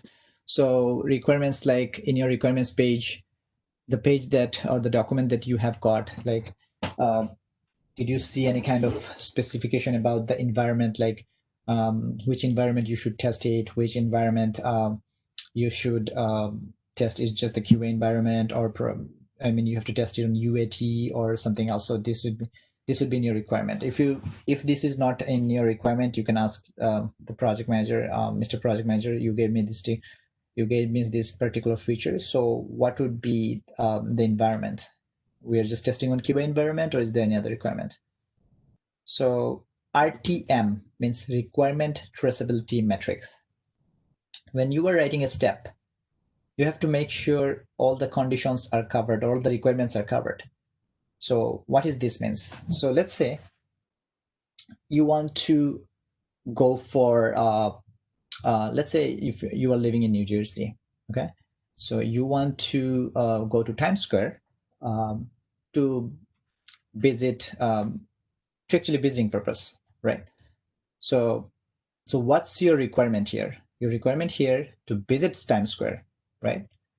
So to visit some of the good places, Central Park or Times Square, Manhattan, everything. So your requirement is visiting. So when you are starting your journey from New Jersey, you are starting your car, you are driving, you are going through Lincoln Tunnel. So these are the steps. Then you are taking left, taking right. These are the steps. And then you are reaching or you have reached to Times Square. So these are the steps. This is called test cases. But when you are writing your script, when you are writing your test cases, you have to ensure what was my main requirement. My main requirement was visiting. So let's say you have gone to Times Square and for some reason you got sick and then you had to go to the hospital. That means your original requirement was visiting, but you will not make it, or you didn't make it, right? So that means your requirement is not successful. So your test case was perfect, but your requirement wasn't successful. Or let's say you have started your journey and you have to go to Times Square, and for some reason your car is broken in the middle of the way. So when you write your test cases, you have to ensure your requirement is covered by the test cases. This is called requirement traceability metrics. Second is test planning. So you have got the document from the project manager about your requirement. Now you have to come up with a test planning. So usually test planning is a high level document. Usually this kind of test planning document is created by the lead QA engineer or senior QA engineer, because this is mostly comes with a discussion between the developer, between the project manager. So what is test planning? So test planning is you are planning about to test a particular project. So let's say, what is my project here? So let's say when I gave you an example in my last software development lifecycle that you are trying to build a clothing website. So let's say this is a clothing website, right? So my project is this particular web application. So what would be my test planning? So test planning means I have to plan for all the testing equipments, like what to test, how to test, what are the tools that I need, do I have enough QAs, do I have enough resources, and then how are you going to communicate with developer, when we find any issues, how can we report about it, when we have any risk factor, let's say some of the thing is not working perfectly, how we can deal with it, what are the tools that we are going to use it. These are called test planning. So test planning means you are planning for your testing purpose for the whole project. So that means you're planning what are the tools that you are going to use. You are planning, are you going to do just manual testing or automation both? You are planning, do you have enough resources for this project to test this website? Are you planning, do you have enough time to complete this testing? Let's say I'm giving you this whole website and I'm telling you, okay, I need this by 1 week. So it's tough. So you have to have like proper timing. Let's say when you are finding a bug, how are you going to report it? How are you going to communicate with your developer? How are you going to communicate your project manager? What are the requirements that we have or that we need as a tester? So these are called test planning. Because before you start your testing, we have to have a clear planning, like how we can test, what we can test. So this is called test planning. And as I said earlier, test strategy is high level. It's bigger than test planning. Test strategy is basically means the high level, like how are the communication goes between or how you're going to document it, everything. Okay, so what are the environment that you have in your company for testing purpose? These are called test strategy. This is very high level. This is organization level. But test planning is project level. So project level means every project you have to design your test planning. And test strategy means in every company, this is already designed and it is going to be implemented in the same way. Okay, so for example, test strategy means like I have 5 computers. So you always have to use for not always have to, you have to use this 5 computer for every project. So this is called test strategy. And test planning is like for this particular clothing business, let's say I'm just testing for, let's say just PayPal. But for a different project, maybe I don't need the PayPal, I need Apple Pay. So this is based on project based. So you can read some of the stuffs from here. This is called test planning. Then we have test case development. So as you already know what is test case, I'm going to go a little bit detail in my next slide. So just test case is just the steps. For example, so remember I already explained about the search section. You have to open the browser. This is first step. You have to type Nike.com. This is the second step. You have to click on here. This is the third step. You have to type something. This is the fourth step. You have to click on this search section. This is the fifth step. And then you have to verify the result. So these are called test steps. So whenever any of the person giving you a feature, so let's say Macy's team, they have given you this shop by department feature. Okay. So you have the documents, you have the requirement documents, you know how it works. So now you have to write your test case, which is called test case development. So how can you write your test case? I don't know. Let's say I don't know. I'm a new tester. I don't know how to write test case. So test case is how you are exactly using the feature.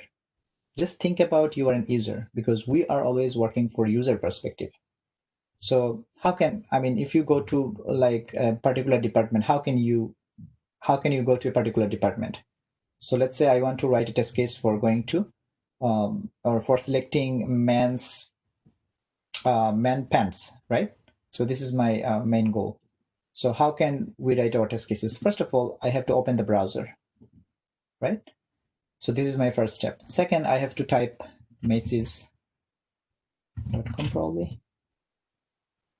So now this is my second step. It is navigating me to the particular website. Next, I have to see this is visible or not. If this is visible, if this is section is not visible, that means I'm not able to click here. So the third step is you have to test the GUI, means graphical user interface, to check if this is visible. If it is visible, then you have to go inside and check if main section is visible and clickable or not. So once you have clicked, so that means this is number 3. Number 4 is you are checking main section, if it is visible and clickable or not. Number 5, you have to switch to the right side and you have to click on the pen section. So this is step number 5.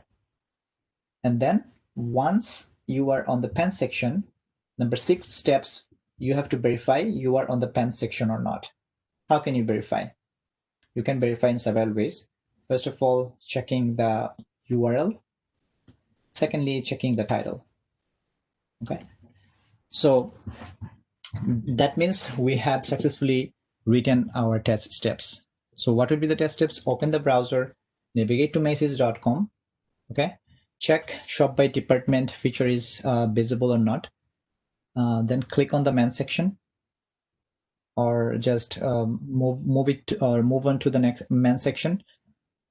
Switch to the right side and move on to the pen section. Click on it, and then verify that main pen section is visible. So this is our test cases. Okay. Just because you are typing macy's.com, that doesn't mean you are always on the right page. What if hackers hack something? Because it happens sometimes when you're typing. It happens like mostly on Facebook. So when you are clicking on any link, you can see like it can navigate to a different link. So question here is, how can we verify a page? So we can, let's say this is macy's.com, right? So how can we verify a page if this is the right page or not? So we can verify a page in two ways. First, we have to check the URL. Macy's.com is actually macy's.com or not. And second, we can see the title. Because it happens sometimes if the site is hacked, and if you're typing macy's.com, it can navigate you to a different website. Let's say if it's navigating to a Nike's. So that means you typed macy's.com, but you are on Nike's page. So that means somehow the website is not working fine, or it is hacked, or for some reason it's happening. So in order to verify a page, we can verify a page by URL, or we can verify a page by title. Okay, so where am I? So this is called test case development. Like, how can you write test cases? I have some basic examples here. Number 4, test environment setup. So test environment setup is like, for example, let's say your feature, you need to test it on mobile platform, you need to test it on Apple iPhone platform, or Android, Google Android platform. You need to test it on Mac, you need to test it on Chrome browser, you need to test it on Firefox. So these are different platform, right? Also in QA, also in environment section, there is another platform, like you can test it on QA platform, QA environment. You can test it on production environment. Sometimes you can test it on UAT environment. UAT means user acceptance testing environment, means where we can get the same exact environment just like production. So you have to set up the environment based on the requirements. Okay, so this is called the test environment setup. Number 5 is test execution. So remember, we have written our test cases here. Right? We have written our test cases here, but we did not execute. Means we are not running. We are not practically doing it. So we'll practically do it where? We will first select an environment. Let's say I'm selecting the QA environment, means in QA server, or let's say I'm selecting the production environment, which is originally in macy's.com. And then I'm going to execute the steps. The steps that I have written, I'm going to execute the steps, and I'll check the result. So this is the test execution section. Means you are exactly running, or exactly doing the practical work of the steps that you have written.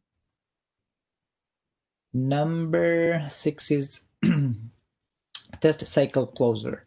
So when a test cycle closer, basically what it is, like, let's say when you are working for this, let me give you an example. So let's say when you are working for this search feature, right? So we have started the software testing lifecycle. We have followed everything. We have tested it. We have executed it. Right now, we have to close the feature, or we have to close the lifecycle. So in order to test it, let's say we have faced some kind of environment issues, some kind of issues that we did not face before. So before closing it, we have to analyze what are the features, or what are the problems that we have faced, what are the things that we have done well, so that we can use this experience in our next feature. So let's say when testing this particular searching section, so let's say for when you're trying to test it on Apple Store, you had some Apple configuration issues, and you had to fix it in this way. So when you are testing another feature in Apple phone, so you can utilize your previous experience.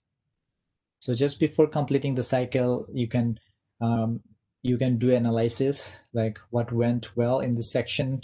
How can you utilize your experience to the next section or next feature?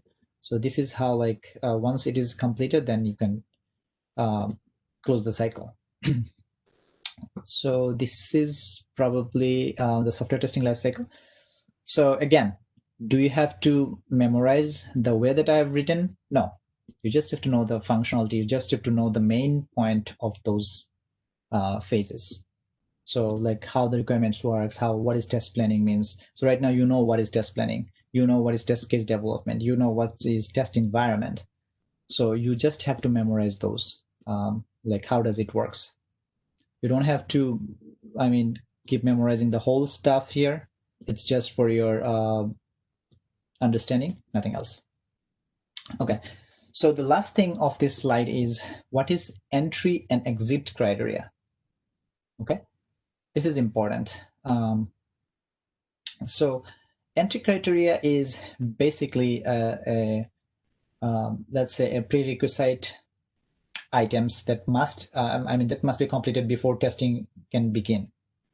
Okay, so if I'm giving you an example, let's say in this pandemic situation, you want to go to a clothing store or a grocery store. So my plan is to go to a grocery store and buy some dairy products or buy some foods, So what is my entry criteria? Entry criteria means I have to follow some rules before starting my test, right? So right now, the rule is you have to wear a mask. And so this is the prerequisite. Otherwise, they will not give you the permission to enter into their store. So this is called prerequisite. Means before starting testing, there are some conditions. If this condition matches, then it's okay. For example, in order to open a Facebook account, we basically provide our age, right? So if you are not, if your age is below 18, you're not able to open a Facebook account. So this is their prerequisite. You have to follow this issue. So exactly same way, when a test feature or when a feature comes, there are some prerequisites that you have to follow. Okay, maybe you have to use some test data. If you do not have some test data, you are not able to test. So make sure you have the test data ready. Make sure you are using the emails. Make sure it depends on every feature. So this is called entry criteria. Before starting or before beginning any testing, you have to follow this criteria. What is exit criteria? Exit criteria means, let's say when you are in Costco. So when you have paid for all the items that you have bought. So the exit criteria for Costco is you have to show your receipt to a gateman who is checking like the item that you were taking is correct or not. So that means if you want to go out with your items, you have to give him your receipt so that he can check the items that you have provided. You're not stealing anything. So this is called exit criteria. Exactly same way in a feature, before exiting or before closing, you have to follow some kind of criteria. What are the criteria? It depends on the particular feature. What feature are you testing based on the team, based on the companies? So this is called entry criteria, and this is called exit criteria. I think it's much more clear. So do you guys have any question about software testing lifecycle?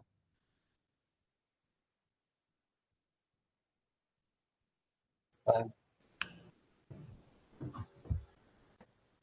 Okay, make sure if you're not understanding anything, just feel free to ask me a question. I'm trying to use technical examples as well. Also, I'm trying to include some of the daily life example, which would be easier for you to understand initially. So we have completed software development lifecycle. We have completed software testing lifecycle.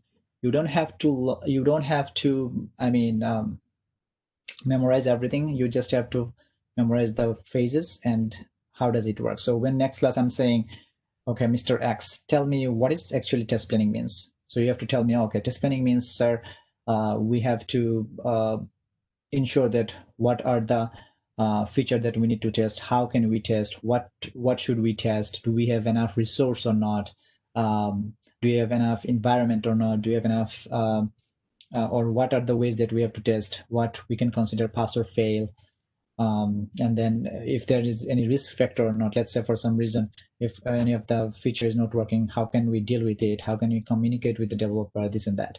If I'm saying about test case development, you can tell me, okay, so test case is basically the steps that we are writing to execute our functionality or to execute or to run a feature. Okay, so you have to know like this. I mean, you have to memorize just like this. So this is called software testing lifecycle. Next, let me see.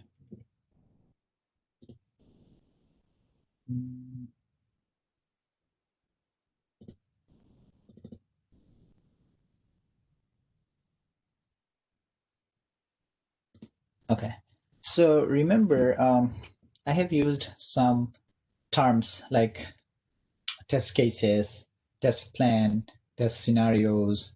So what are exactly these? I gave you some high-level overview about those. So I'm going to give you some, I mean, real-life example here so that it would be easier for you to understand.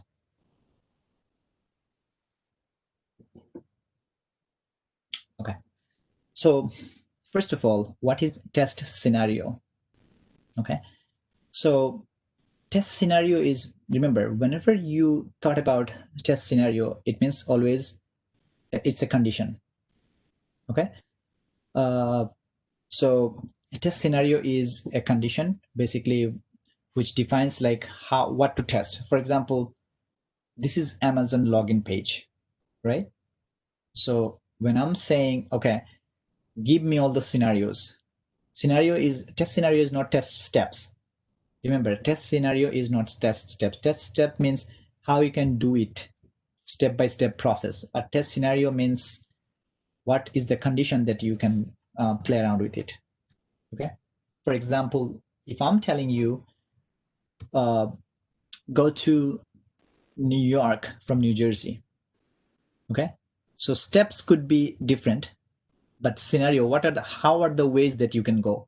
You can go by road, you can go by boat, you can go by air, right? You can go by foot. So those are the condition, different ways, the scenario. So exactly same way, when you are, let's say for this sign-in feature, I'm telling you, okay, so can you give me some of the test scenario? How can you test it? So I can tell you, okay, so I can provide a valid email and valid password and click on sign in. This is one test scenario using the valid email address and valid password. Okay. The second scenario could be I can give the valid email address but invalid password, and I can see like how does it works. So let's say if you are giving a valid email address and invalid password and still you are able to log in, that means we have some problems in our sign-in section. So let's say if your Facebook account, I know your username, but I don't know the password. So by using your username, if I'm providing an incorrect password and if still I'm able to access your Facebook profile, that means we have some issues. So this is another test scenario. Another test scenario could be I'm providing invalid username and valid password. Okay, this could be another test scenario. Another test scenario could be I'm providing both invalid email and invalid password. This could be another scenario. Another test scenario could be I'm keeping everything empty and trying to click on sign in just to see like how does it behave. So these are called test scenarios, means what are the possibilities or what are the conditions that you can test it. Means you want to go to New York, what are the ways or what are the conditions that you can go, or what are the possibilities that you can go to New York. So Masud bhai, yes sir. I have a question about this. Like, so scenario is like I put the email address and I put a wrong password. Then I hit the enter. And which one is coming in my front end? This is scenario or? No. Scenario is identifying the ways, right? So for example, like when I'm giving you this sign-in section, so like we can test it in more, we can test it in different ways. So scenario is basically the ways that you are identifying. So you can say, okay, I can test it using all the valid information. I can test it using all the invalid information. I can test it using when the sections or when the input boxes are empty. So scenario is basically the ways that you are testing. Sometimes you are testing based on the exact way. So let me just show you an example. It's like a negative or positive testing. Yes, it could be positive testing, it could be negative testing, it could be something else. Okay. I think I got it. Yeah. Okay, so for example, I'm just going to go a little more detail about it. Yeah. So let's say we're talking about, we've been talking about this search section. So let's say we have to find out the scenarios first. So the difference between scenario is what are the ways that you can test it. So let's say I'm first testing with the product that they have. So men product, men clothes. This could be one scenario that I'm trying with men clothes. Then let's say I'm not typing anything and trying to click on the search section, which is my input box is empty. This could be another scenario. Let's say if I'm typing some numbers, random numbers, and trying to click on it, this could be another scenario using numbers. Let's say if I am typing a product which is not in their list, which is a food name or something, this could be another scenario. So these are the ways that you can test it. It could be positive ways, it could be negative, it could be anything. Let's say I'm typing something and I'm keep typing. Let's say we have thousands of characters and I'd like to see like what's going to happen. This could be another scenario. So what is the difference between test scenario and test step? Test scenario is like the ways that you can do your work. For example, if you want to go to New York, the scenario means the ways you can go to. You can go by your car, you can go by a helicopter, you can go by walking. Okay, these are the ways or possibilities that you All can. possible ways. Yes. And what is the test step? Test step means if you want to go by car, first of all, you have to start the car. This is one step. Then you have to drive, take right turn from a particular state. This is then use Lincoln Tunnel. So these are the steps. So in order to complete a scenario, the steps that we are using, this is called test steps. For example, in order to test men product, so I'm saying I have to test this clothing. Let's say Jordan flight. Okay, so this is the scenario. So in order to execute the scenario, I have to write my test cases. So what would be my test cases? My test cases would be, first of all, launch the Chrome browser, then type or launch the website nike.com. This is my second step. Then type, first of all, I have to see if there's the search box search field is available or not. Click on it, and then you can type Jordan flight. So those are basically steps, okay, in order to execute your scenario. So scenario means the ways that you are testing. It could be positive, it could be negative. So when you are in your job, sometimes let's say they have developed a feature and they're saying, okay, Mr. X, just test this feature. Test this feature using a valid email or valid password. So do I have to test just using valid email, valid password? This is the main requirement. But on beside of this, you can also test using different criteria. Like you can click on empty, or you can just keep those empty and try to sign in and just to see like how does it works. If you see something which is called negative testing, if you see something this is work, you can ask your developer, Mr. Developer, I saw that this is not working. I mean, in the valid testing, it's working fine, or in positive testing, it's working absolutely fine. But when I'm trying to do some of the negative testing, I saw this issue. So do you think we can take a look at it, or you can fix it? So he can tell, okay, I think this is a minor issue. We can take a look at it later on. But if it's something like, if some of the negative scenario, if it is important, that he can say, okay, yeah, we need to take care of it. So all that means like you don't just have to test all the where the developer is going to expect. Sometimes you have to perform some of the negative testing. So always you have to think like what could be the possible ways to break it. Our job is try to break it anyhow. That's the main goal. So as an user, like, because why it's important, because when any of the search functionality, when you are testing, when you are buying a product, you could be a man. When you are buying a product, you could be an woman. When you are buying a product, you could be a kid. When you are buying a product, you could be an illiterate person who doesn't even know how to type.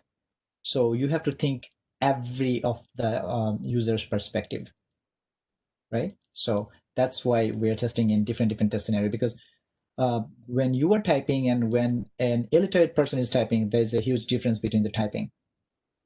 There's a huge difference between the ways of testing. So that's the reason, like, you have to test different scenarios. Because let's say if you're a very smart person, you know how to you know how to log in using valid email or password.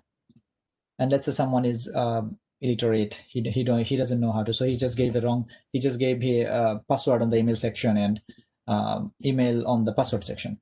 So how is going to behave? If it is allowing you to sign in, that means we have a problem in our login section. So this is why you have to test different scenarios. So I have an example of here. The test scenario here is check the login functionality. Okay, so you can check, like, these are the possible scenarios, just a basic example. I think I just explained. Test case. I already explained the test case,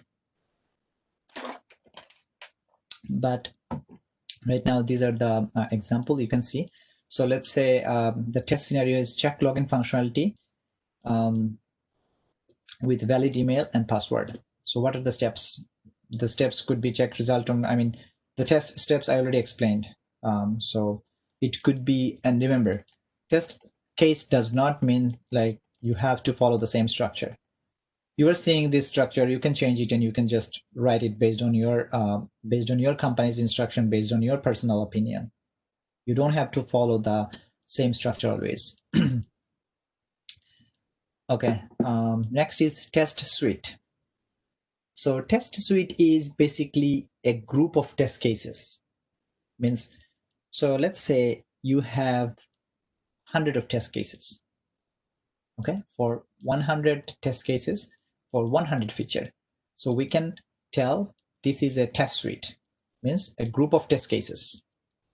Okay, so each test case intends to test the application functionality. So basically test cases, why we need test cases? So that we can run our steps and we can check the functionality is working fine or not. So this is called test suite.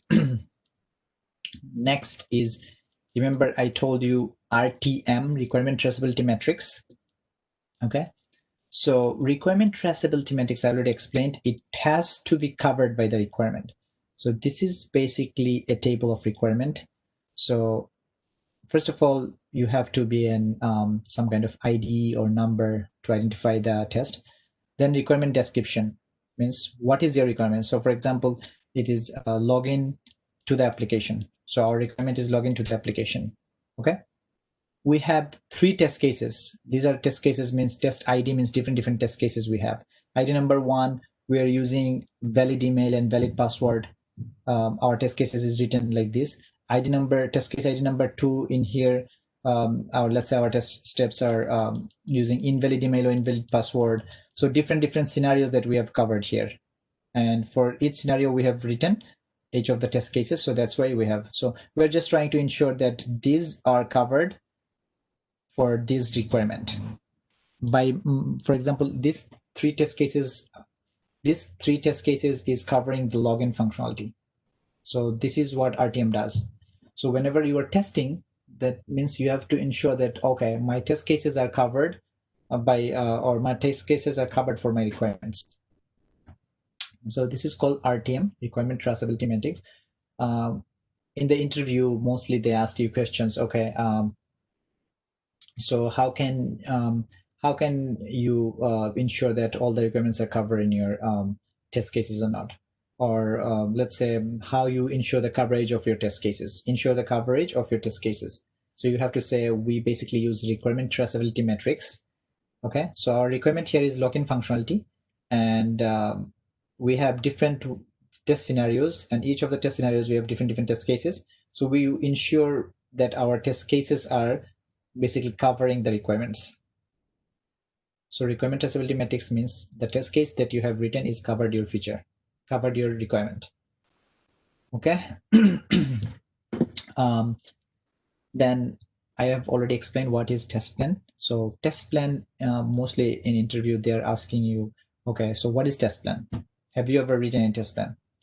So some of the high level person like lead QA engineer, QA lead, they're probably writing test plan. But if you can answer like, okay, in my company, I don't actually write test plan, but my QA lead does, or QA director does, but I can tell, or I'm always in a part of this test plan. So I know like how exactly it works or what is it. So test plan, these are the field of test plan. Like test plan identifier means you have to have an ID. Reference means like the information that you are using, like project plan, functional, from where you are gathering your information. This is reference. Introduction means a brief summary about your test project. For example, if you're opening a clothing website, what is this website means, this and that. Test item means the system that you are going to use, the tools and technology that you are going to use. Let's say I'm going to use Java, Selenium, this and this and this tool. These are feature to be tested means like, let's say in your website, what are the features you want me to test? Do you want me to test all the features or some of the features? So these are some of the fields of test plan. Okay, these are very easy. I mean, if you just read the description, that's very easy. Environment, I already covered my everything in here. So when you in the interview section, they mostly ask like, have you ever written a test plan?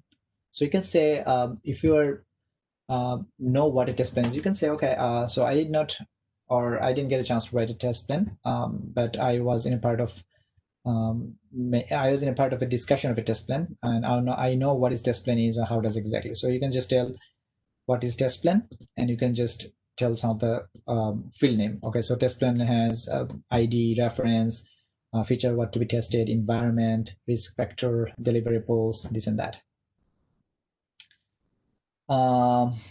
Then test strategy.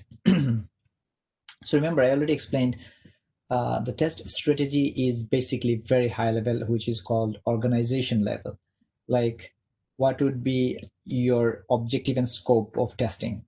How are you going to document it? Some companies, they're documenting based on in Microsoft Word or something. Some companies, they're documenting in conference page. Some companies, they're not even documenting something. Some companies, they're doing verbally. So this is like how you are documenting it. What would be the test processes? Like, do you want to do parallel testing? Do you want to do mobile testing? These are the process that for every project.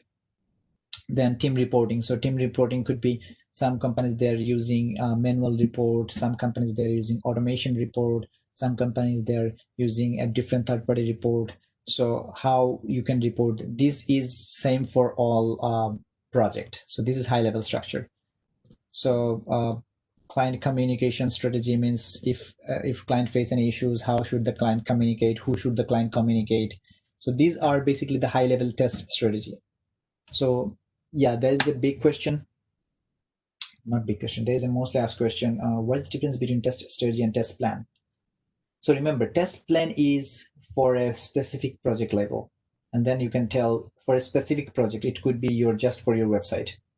But test strategy is for organization level, means whatever project will be served by this particular organization, then they have to follow the same test strategy. This is the difference. So if you just read those some of the key points between test plan and test strategy, you will be able to understand. So in this lecture, we gathered some knowledge about test scenario. We gathered some knowledge about test cases. We gathered some knowledge about test suite. We gathered some knowledge about RTM, requirement traceability metrics. We gathered knowledge about test plan and test strategy. So do you guys have any question? Mashud bhai, Yes, sir. you asked the question you just told the interview question. They're gonna ask like, who did the you did the test case? So I said I never did, but who did? My project manager. Yes. So what happens, like, it depends on company to company. Let's say in my company, our QA director does this.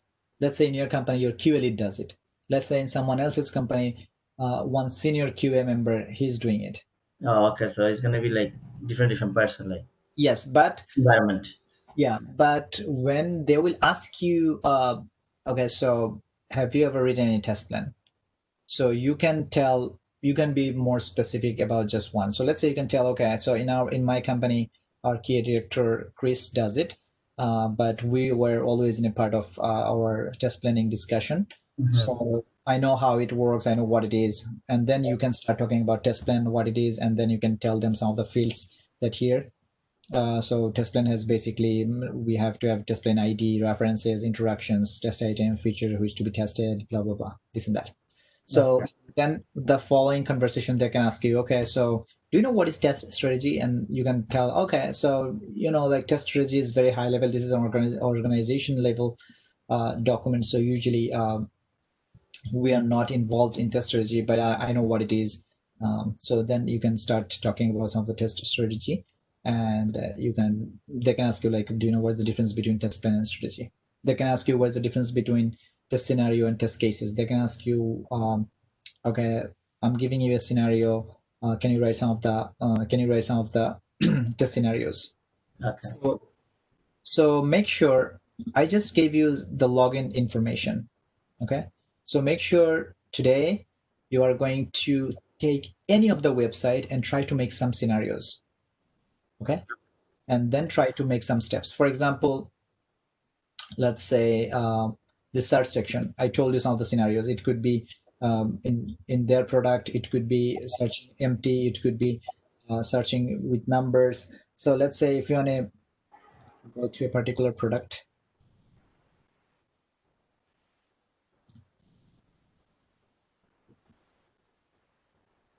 Okay, so let's say I want to test the sizes. Okay, so let's say I want to test the sizes. So what could be the scenarios that, or what are the ways that I can test it? So first of all, I can select one by one. So when I'm selecting one, I have to check like, can I select multiple one? No. We have to one by one. Okay, one by one. So this could be one scenario, and this could be positive scenario. So what if I'm selecting something like really quickly?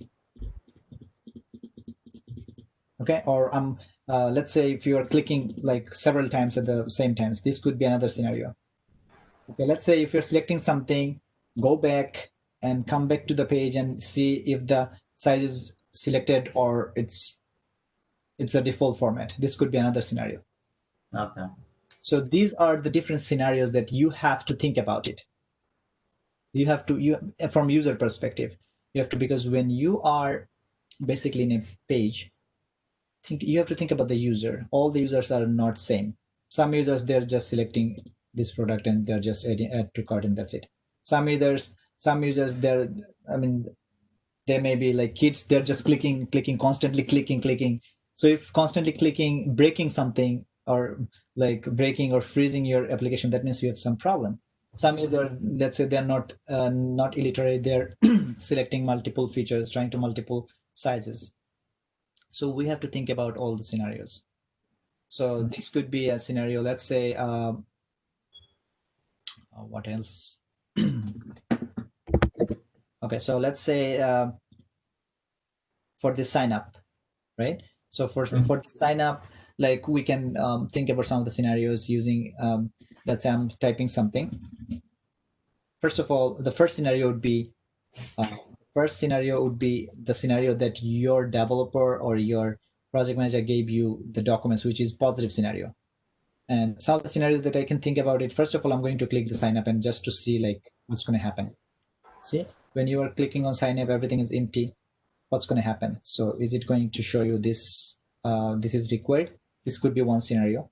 Second scenario is like you can give valid email, you can give valid date of birth and choose a specific section and sign up. So it's going to sign up. It's a valid scenario, or it's a positive scenario. Third scenario could be, let's say I'm in the email address, I'm going to give some numbers, date of birth, and how it's going to behave. So fourth scenario, it could be I'm giving I'm giving like incorrect date of birth, or I'm giving how it's going to work. So these are the scenarios you have to think about it from now. For every feature, doesn't matter from which website, doesn't matter from, it could be any website. Just think about some of the scenarios you have to, even in real life. In real life, let's say when you are going to New York, you can think about, okay, I can go to New York by walking, by air, by boat, by car. So these are the scenarios. And so these are important. So usually they have a specific documents, like which positive scenario they want. But just beside of it, if you test some of the negative scenarios, come up with any ways that you can break the application, that means you are superstar. So yeah, so these are the scenarios that you always have to keep this in your mind. So any other question about this particular section? I have a question about scenario. May we compare scenario as in a situation where a tester used to do different means of testing according to the SRS? Is it? So could you please repeat the question? Okay. May we compare a scenario as in a situation where a tester used to do different means of testing according to the SRS? Situation, it's not a situation actually, it's a way. So when you have the SRS documents, which is software requirement specification document. So in the software requirement specific documents, the customer will basically tell you, okay, I have this login section, okay? Then the user has to provide their valid email address and valid password, and they have to sign in. And once they click on the sign in, they should be able to see the homepage. So this is written, let's say this is written in their document. So if you just follow their document, you just have to test this based on their documents, which is one scenario, which is absolutely fine. But when you are testing it, you can also add some of your scenarios, negative scenarios that you are trying to break the application anyhow. So these are the different ways that you are trying to test it. So it does not mean that you always have to test it, follow the SRS. You can make your own scenario, because let's say the scenario that you found, which was a negative scenario, but it is important. So let's say when I'm giving like empty email or empty password and I'm clicking on sign in, and it is allowing me to go to access to the home page, that means it's a problem. It's a big problem. So scenario always means the ways of testing a particular feature. Okay, that means you are going to New York, you can go by George Washington Bridge. This could be one scenario. You can go by Lincoln Tunnel. This could be another scenario. You can go by somewhere, in some other ways. These are different scenarios, but your main goal is you are testing a particular application. So let's say in SRS, it is clearly written, okay, you can just go to by George Washington Bridge. That's fine. Let's say I'm not an illiterate person. I don't know about GPS. So when I went to somewhere, I got stuck and I just found a different route to go to New York. So these are the ways. So test scenario means basically the ways that you are testing, the possible ways that you are testing. Okay, so the main goal is we need to ensure that this is 100% covered, so that whenever any person is providing incorrect anything and trying to sign in, it's giving the expected behavior. So this is basically what scenario does. But I have another question. Mm-hmm. So we don't need to. So it is not mandatory that we have to follow the SRS, is it?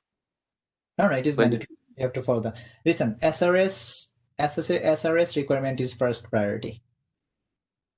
Then you can test like some of your personal scenarios, some of your thinkings and objective. But SRS requirement is the first priority because it basically comes from the customer. I mean that like beside SRS, I can even do another test, like you said. If there is nothing mentioned in SRS, but I do any other test, I can do that. Yes, Is it? sure. Yes.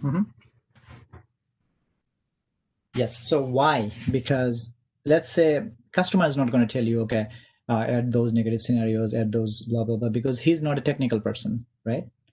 So if let's say when you are testing something, let's say the developer assigned you to test something, and the software, the SRS requirement has clearly written that you have to, when you are providing a valid email and valid password and click on the sign in section, you'll be able to see the home page, okay, or the customer profile page. This is the SRS. So my first priority would be the customer priority. I'm going to use the valid email, valid password, and sign in section. But customer did not mention anything when there is empty field, how it's going to behave. Customer did not mention anything in the SRS when any person who is providing numbers in email section, how it's going to behave. So, but it is your responsibility to test it because he's the customer, but you are the tester. So if he even misses any scenarios, you can also, you should have also test in some of the negative scenarios just to ensure that this is working absolutely fine. Otherwise, if something is breaking, everybody will be pointing finger at you. Like you're the tester, you're supposed to test in some of the negative scenarios, and you're supposed to say, okay, it's not going to work like this.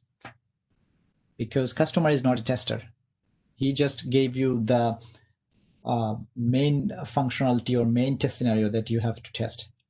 But you are a professional tester, so you have to deal with. You have to ensure your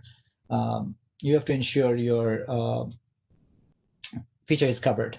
So if I'm giving you another example, let's say when you go to change changing your car oil to Valvoline, right? So what is their main scenario? Their main scenario is just to change your oil. But what they do, they check your car signal lights, brake lights, they check your tire air pressure, everything, right? This is not their job. But what are they doing? This is called negative testing, right? But their main job is they're basically famous for oil changing. So this is called like the negative scenarios they are doing.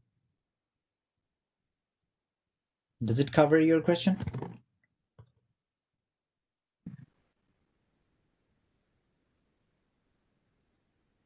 Okay, so this is our third slide, and we have one more, then we're done for today.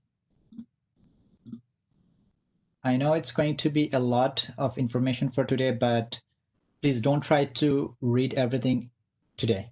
You have 6 days from Monday to next Saturday.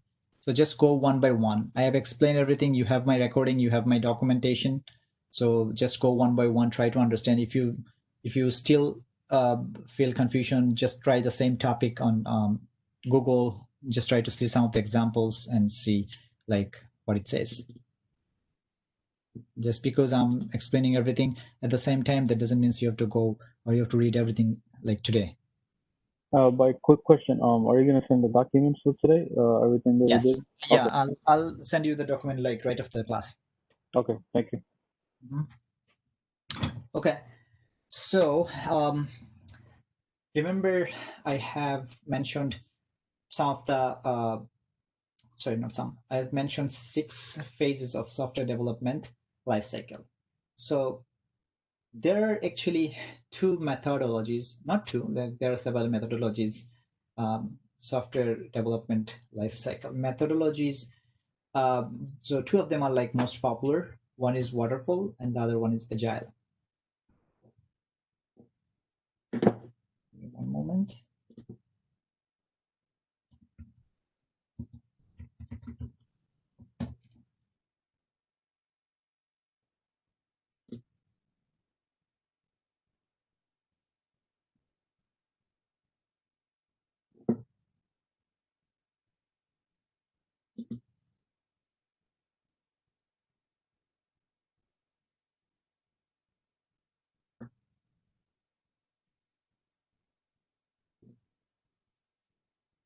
Okay, so where am I? Okay, so software development lifecycle, we know about it. So what are the methodologies then? What is methodology actually in here? So methodology and why it's important. First question is, so methodology is, first of all, we have all the phases that is mentioned in the software development lifecycle.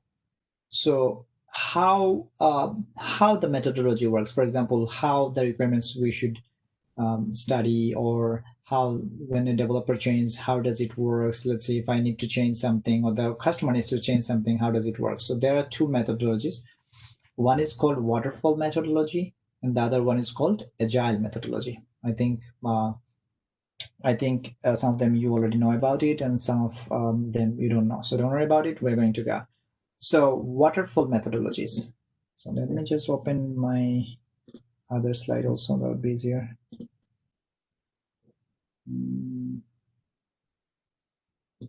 STLC.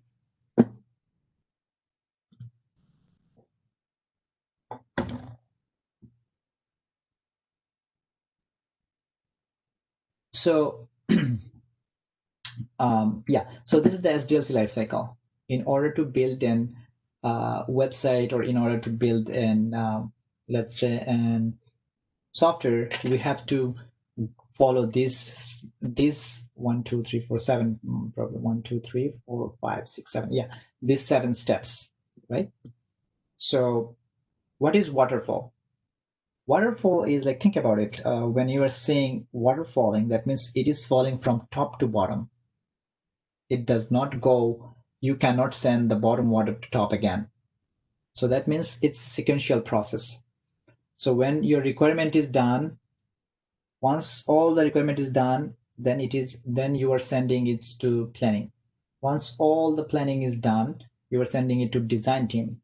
Once all the website, all the designs are done, you are sending it to coding. So that means for requirement analysis, let's say you have discussed with some of the requirement teams who can discuss with your customer and who can gather the proper information for the requirements. So once the requirement is done for every for all the website, you can just pay the requirement team and you can say, okay, that's all. We got all the requirement information. Thank you for your help. That means you let them go. Requirement team is gone. Feasibility, the planning team. So based on the requirement that said, the planning team, they have like planned how it's going to work and they have written your documents, this and that. So once this is complete for the whole website, you pay them and they're gone. Same for design team, when they have completed the design, that's gone. Coding team, when the developer has completed writing all the features, they've gone. Testing team, when they have tested all the features, they're gone. So that means this is a sequential process. So waterfall means when you have required the requirement team, that's fine, you are here. Waterfall means once a step has been completed, you cannot go back. So it is going to be, so for example, you have gathered all the requirement, you have planned, you have designed, the developer has already coded all the website and based on your design, the tester has tested something. Just before the release, customer is saying, okay, hey guys, I was actually wrong. I was actually thinking about to build a website like Nike, but now I have changed my mind. I'd like to build a website just like same as Macy's. So in waterfall methodology, it's not possible. Why? Because waterfall methodology is a sequential process. Once a step has been completed, you cannot go back. You cannot just go back. So once the testing is done, you cannot go back and change. You cannot go back and say, okay, so I changed my mind. We have changed the design. So can you please design it again? In waterfall, we cannot do that, or we are not able to do that. Why? Because it is very costly. So just like the waterfall from top to bottom, you cannot send the bottom water to top again. So it is continuously top to bottom. So once a particular team work has been completed, that means they're done. So you pay them, they're gone. So this is called waterfall technology. means it's a sequential process. This process has to be completed first, then this step has to be completed next, this step, this step, this step. After the testing, if you say, I want to change something, you're not able to change it. So that's why in waterfall, the customer has to be more specific, has to be more accurate, so that they don't need any design change, they don't need any plan change. When I'm saying this is not possible, it is possible, but he has to hire the requirement team again, so it's going to be the double work, double money, more expensive, right? So waterfall,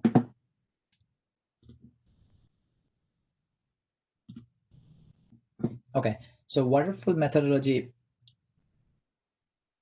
1, 2, 3, 4, 5, 6, 7. So these are actually old steps. Just consider my other SDLC steps. That would be fine. So waterfall here means, can you see that? Once a step has been completed, it's a sequential process. Let's go. You cannot just go requirement and from implementation to requirement again. You are not able to go back. So waterfall is a sequential design process. Okay. So where once you have completed a step, you cannot go back. Now, what is the advantage of waterfall and what is the disadvantage? So the biggest advantage is waterfall methodology. Let's say customer, he knows, okay, in waterfall, I cannot change anything. So initially he can provide all the information together, and he knows, like, for as I have provided all the information together, I know how long it's gonna take. Okay, so for example, if you want to go for a food shopping, okay, so just before the food shopping, you know all the items that you have to buy. Okay, so now you can estimate, okay, so as I have my list, I think it's going to take, if I go to Costco, I think it's going to take 1 hour, 1 hour to do all the shopping. So that's an estimation time. You can estimate it because you're not going to change anything. Everything will be same, your requirement. So same way, in waterfall, all the phases, first of all, your requirement, he has to provide all the accurate requirement. If he is in testing stage, he is not able to change anything. So he can estimate a time frame. So it is easy to estimate the time frame. Okay, is it easy to gather all the information together? This is like easier for waterfall. So you can say, okay, so I need basically 2 months to build a website, which is a good thing. The negative thing is, disadvantage is, if you want to change anything, let's say if you want to change the database design, if you want to change the user interface, if you want to change the login section, you want a different design, you are not able to do this. So in waterfall, you are not able to do any kind of changes once a step has been completed. Okay, so when you are making a requirement, if you need any change, you can do it here. But when you are testing something, and if you need, oh, okay, I have to change it, you're not able to do that. So this is why waterfall is getting less popular right now. But this is waterfall. So remember, whenever you're thinking about waterfall, always think about, let's say, always think about the waterfalling technology. Water is falling from top to bottom. Okay, so means once a process has been completed, you cannot send it back. What are the process? We have 6 steps in the software development lifecycle: requirement analysis, feasibility, design, developing, testing, release, maintenance. So those are. So this is the advantage. I mean, I have some other advantage also, but you don't have to memorize everything. The main advantage. So main advantage here is the customer can estimate a time frame. There will be no design change. And also at the beginning, we can get all the requirement together. This is advantage. Disadvantage is, once any change is required, once a step has been completed and we need any changes, we are not able to do it. So this is called waterfall. So when we've been practicing waterfall,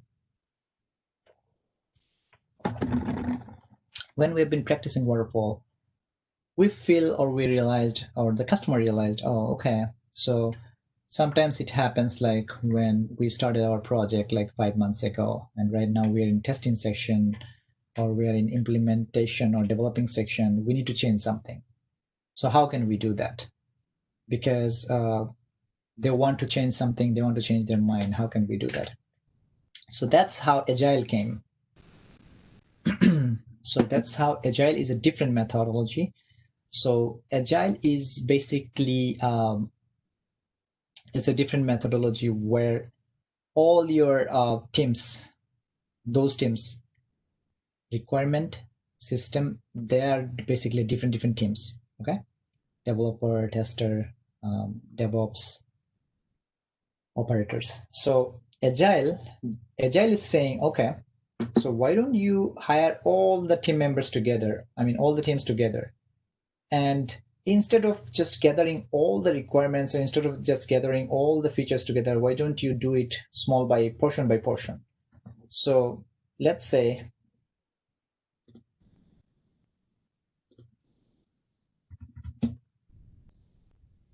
instead of building or developing the whole website together, why don't you just do first of all this join us part, then logo part? So first of all, gather the requirement for this one, then send it to the design team will design this, send it to the developer team will develop this, they will send it to the tester will testing. So when they're testing, and the other team can work something else. So it's like portion by portion, small by small.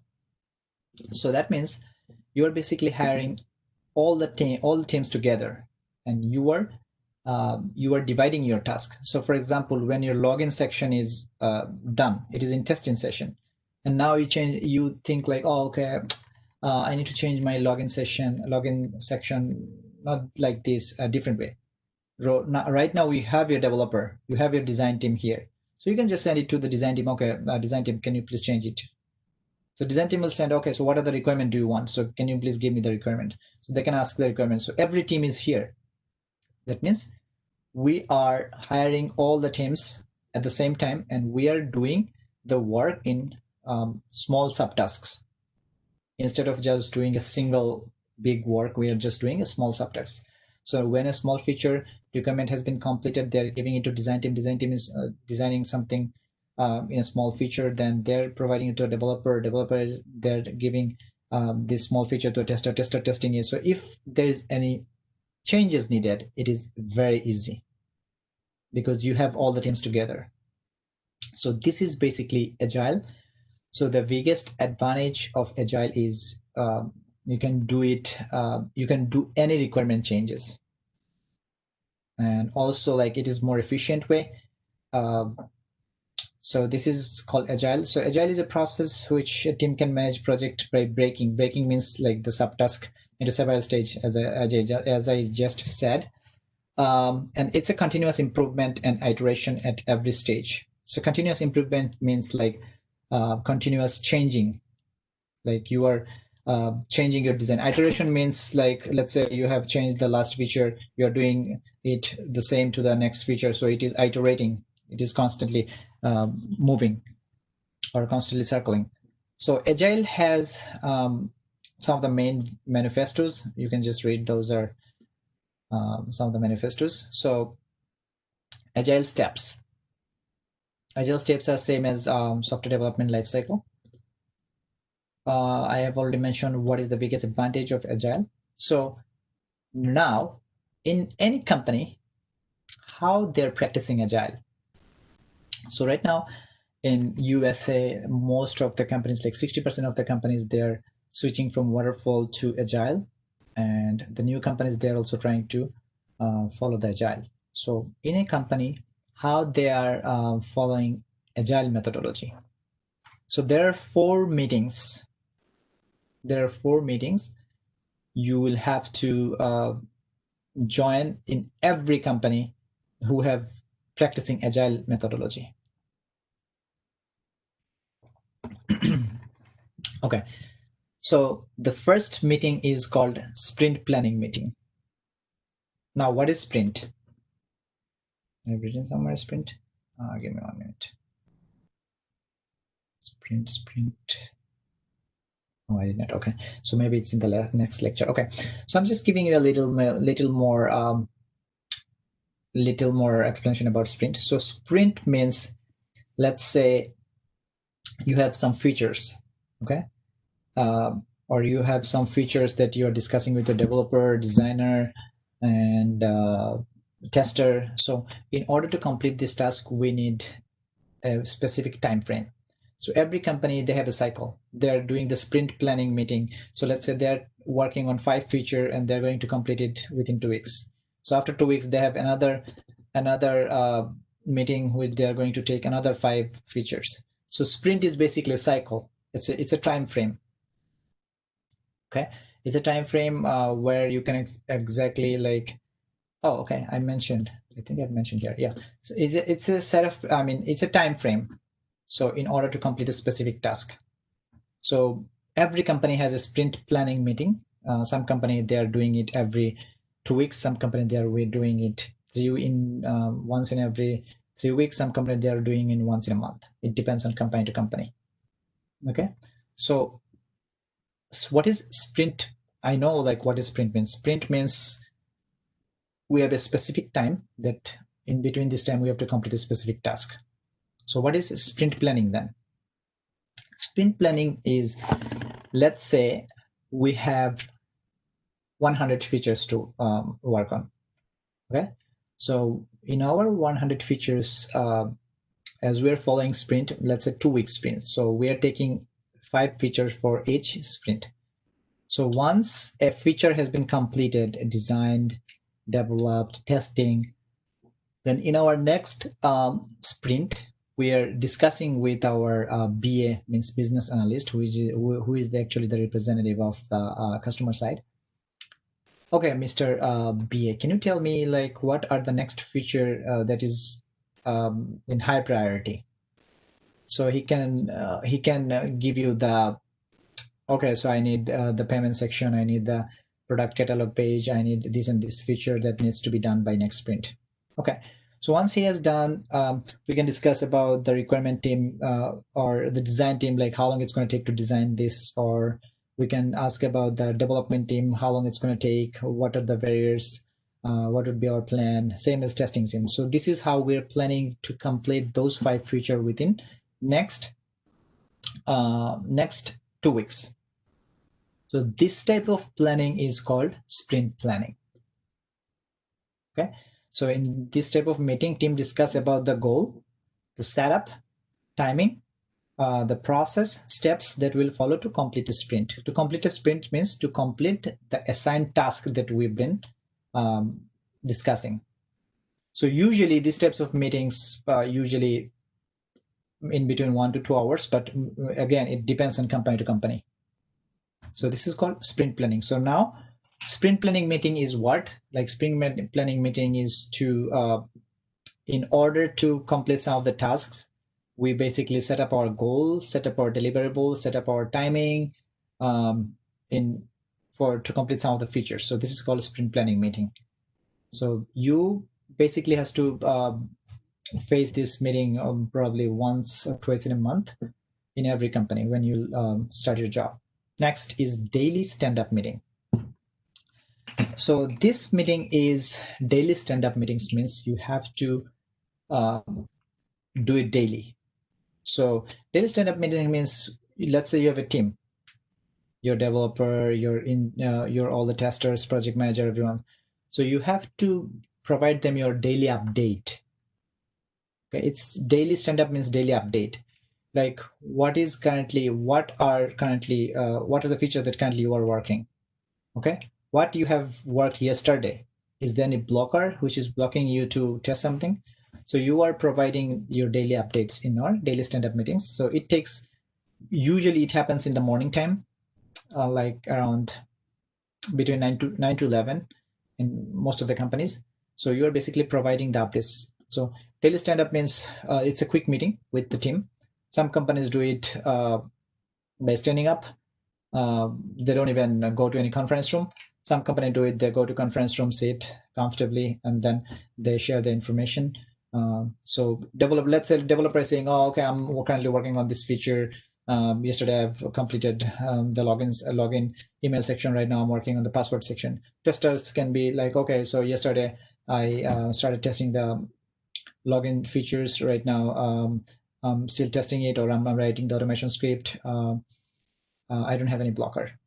So let's say for any blocker issue, yesterday I've done this, today I've been doing this. I have a blocker when I was trying to test it, it breaks my code. Or this functionality is not working properly, so that we can discuss on the team. So this is called daily stand-up meeting. You can also call this Scrum meeting also. So what is Scrum? We'll discuss about like within the next 5 minutes. Okay, so this is the second type of meeting. Third meeting is called demonstration meeting or demo meeting.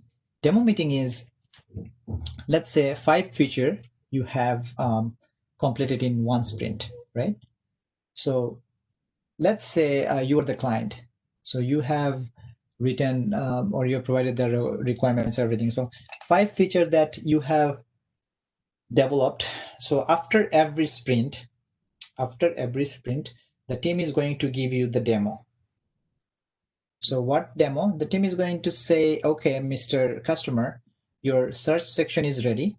Your join us feature is ready. Here is the join us feature. Here is how it works. You have to click on join us. So it's just giving you the demo that you have developed or you have tested and you have completed successfully. Demo of the product or demo of the feature. So as this is agile, so we are going feature by feature. But if it is waterfall, then you have to give the whole demo once the whole feature has been designed or completed.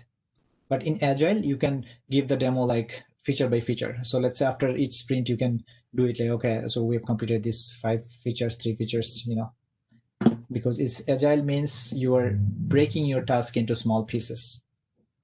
So this is basically demo meeting. So who participate those demo meeting?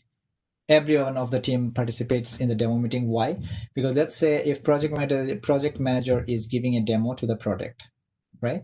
And if customer has any question about the developing side, so he can ask question and developer can answer. Customer has any question about the testing side. So the testing or QA sides, they can answer the questions. So this is demo meeting. Retrospective. And this meeting demo meeting basically happens mostly with the sprint planning. Okay, because sprint planning is where you are basically working on a feature, trying to complete a feature. But again, it depends on company to company. Next and the last meeting is retrospective. So retrospective means, let's say when you have completed a sprint, right? So what you have done in the sprint, you have taken 5 features. You have completed all the 5 features. That's fine. So retrospective means we are basically discussing about our last sprint. What we did wrong or what we did incorrect. Let's say in our last sprint, we did something wrong about the functionality or in technical, we have faced some of the technical difficulties. So that's what we did wrong. So we have to identify those topics. Okay, so that in our next sprint, we're not going to do the same mistake. Also retrospective, we discuss what went well. Means we have, let's say in our last sprint, we've been working from home for this pandemic situation, but still we did not miss the deadline. We completed successfully. So these are positive things. So that means those were the good steps. So you will be motivated or you will be appreciated for this in the meeting. And the thing that we did wrong or we faced issues, we're going to identify and we're trying to avoid this in our next sprint. Okay. And the next thing is, what are the things needs to be improved for the next sprints? So retrospective is a combination of 3. What went well, what we did wrong, and what are the things that needs to be improved. Let's say I've been testing a feature on mobile application, and I've been testing this on iPhone, let's say 6. So I can tell, okay, in my last in my last sprint when I've been testing a feature, I think our mobile version or mobile model should be changed, because right now everybody's using iPhone 11. So what's the purpose of testing the application in iPhone 6?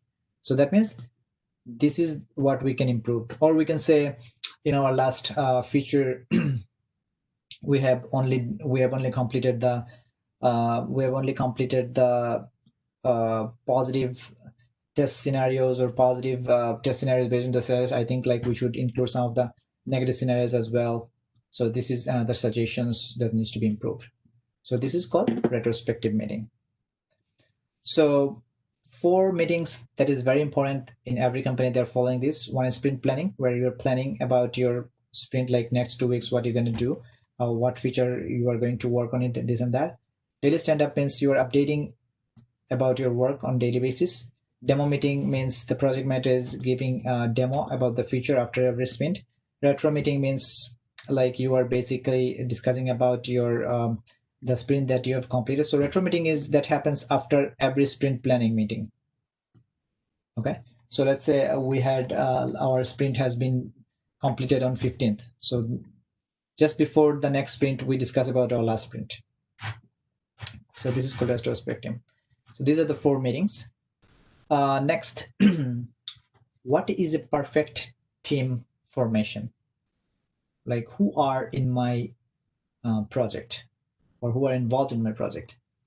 So in your project, developers, we have developers, we have QA testers, we have BA means business analyst, who is the representative of the original client, who can like give you the requirement, we can give you suggestions about how to how or what exactly the functionality would be, this and that, you know. Project manager, who is actually handling the project. Designer. So number of person can be varied.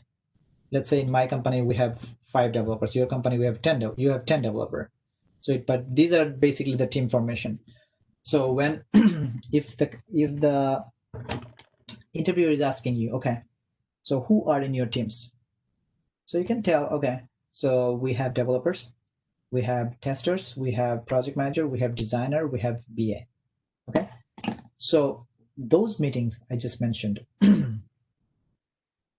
top 4 meetings, someone has to maintain those meetings, right? So someone has to facilitate, send invitation, someone has to prepare all the topics, someone has to take care of the meetings, because those are not like easy stuff. So whoever does this is called Scrum Master.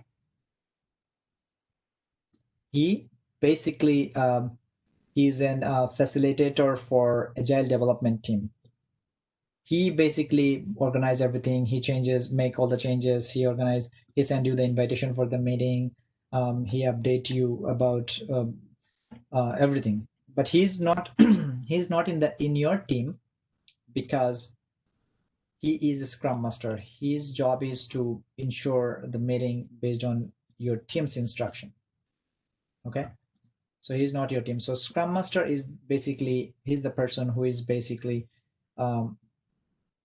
doing all the tasks for you, like sending invitation for the meeting, like changing anything, any date or plan, like based on the instruction, the tools and technology that you are using. He's going to documenting everything, this and that, you know.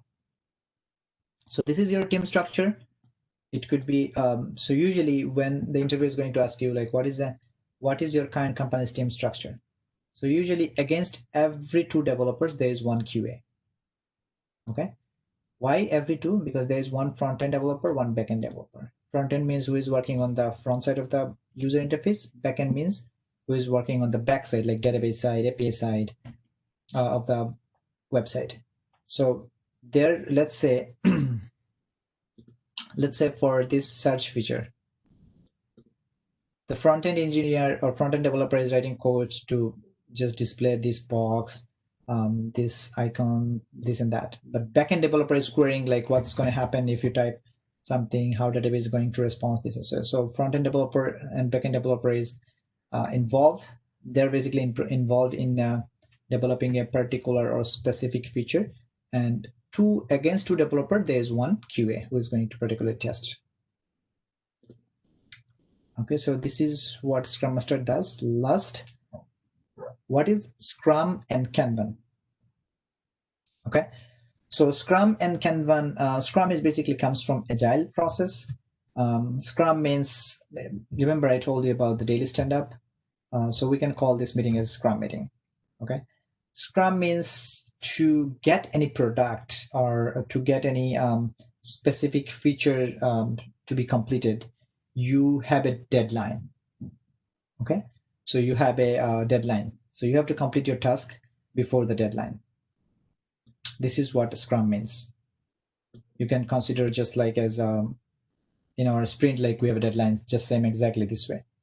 Kanban means it's a continuous improvement section. So let's say if you have a you have a tester, right? So I'm saying, okay, Mr. Tester, you have to complete the search feature by the end of this month. That means by the end of the next sprint. So this is, we can call the shortest time frame for this. But Kanban, I'm saying, okay, Mr. Tester, so can you do a quick look and just to see like what are the things we can improve for the header section, or how can we add some other testing or testing scenarios or negative side testing in our feature. So this is or can you please test those converse, it is already tested, so can you please test it when you have some time? When you have some time means you don't have any time frame, and it's a continuous improvement. It's a continuous improvement and continuous testing process. So this is called Kanban. So whenever you are asking Scrum means there's always a time frame involved.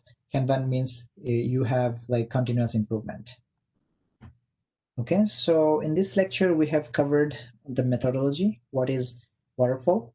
What is advantage and disadvantage of waterfall methodology? Right now everybody is using Agile. So what is Agile? We have covered the basics Agile meetings that every company is currently practicing. Then we have covered the ideal team formation of a project, and then we have covered with Scrum Master and Scrum and Kanban. So do you guys have any question?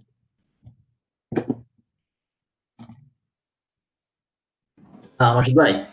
Yeah. I just have a question about the team member. You said like six. One BA, right? So the BA could be like in my company, or because before you told us like the Messi owner not gonna come in, he sent a BA. So this is his BA or is my company's BA, the business analyst? Okay. Give me one moment. You got it right. What I meant. Yeah, I understand. Yep. Sorry. Okay, so okay, so the BA can be anyone. BA can be, let's say he is sending someone from his team, from the client team, or he is considering your project manager as a BA. He's saying, okay, Mr. Project Manager, I'm going to give you all of my information. This is my everything. This is my functionality. So you have to take care of it. And because I'm super busy, I'm not going to take a look at it. All right. So I'll just see the whole project later on. So BA can be anyone. BA can be external, BA can be internal, BA can be the QA director, or BA can be any project manager. It depends. Okay, thank you. So any questions do you guys have? Oh. Okay, so I think if you just read those documents, that would be more helpful. And remember, you have 6 days, so you can take one document at a time. That would be easier for you to try to understand every process, because those will be more important. So in our next class, the first 15 or 20 minutes, we'll just discuss about the previous class. Like if you have any questions, any problems, I'm going to ask you some basic questions so that we can keep it up. And I'm going to provide all the documents. Make sure you are creating a separate folder. You are saving all the documents, because those documents will be really necessary for interviews.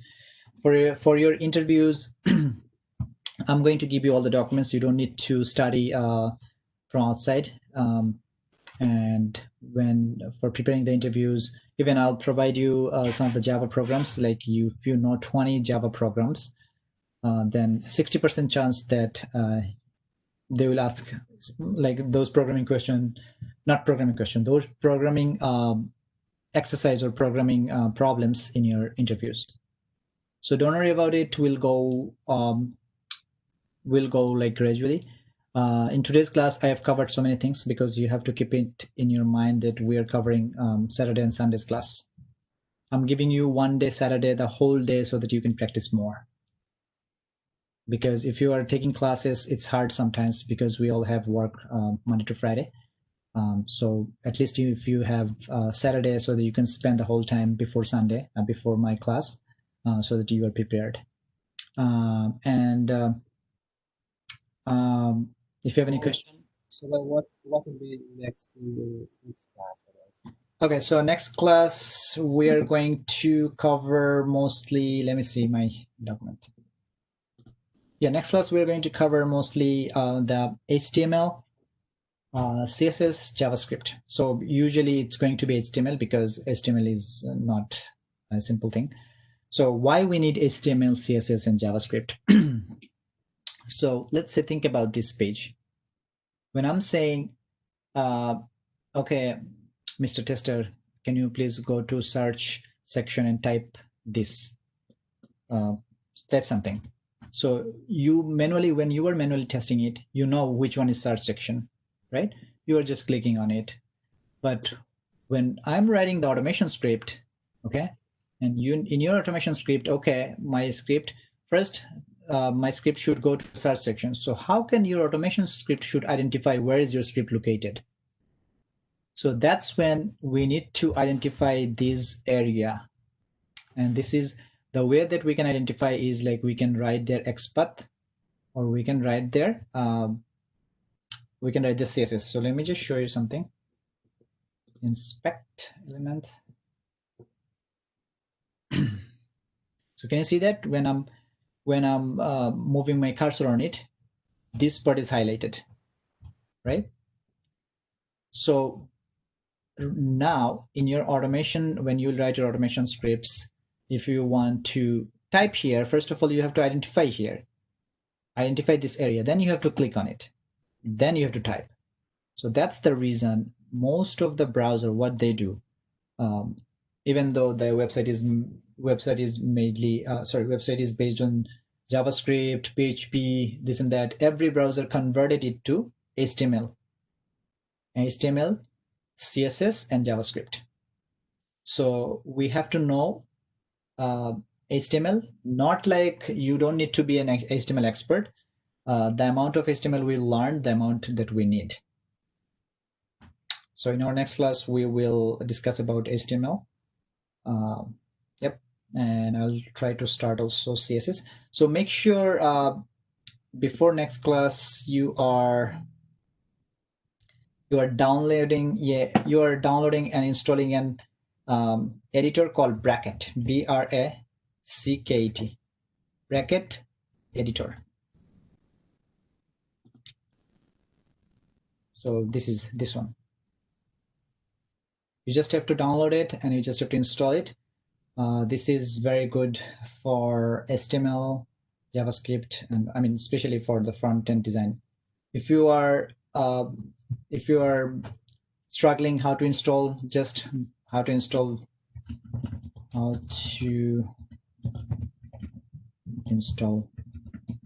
Bracket. Okay. Oops.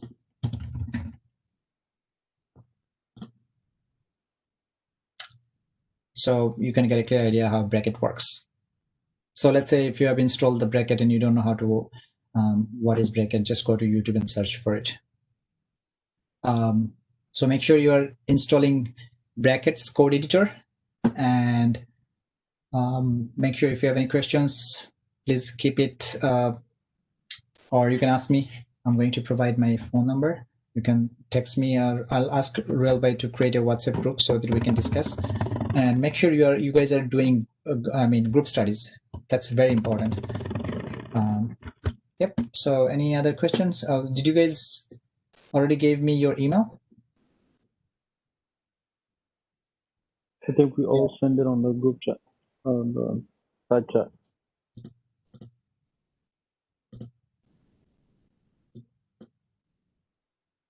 Okay.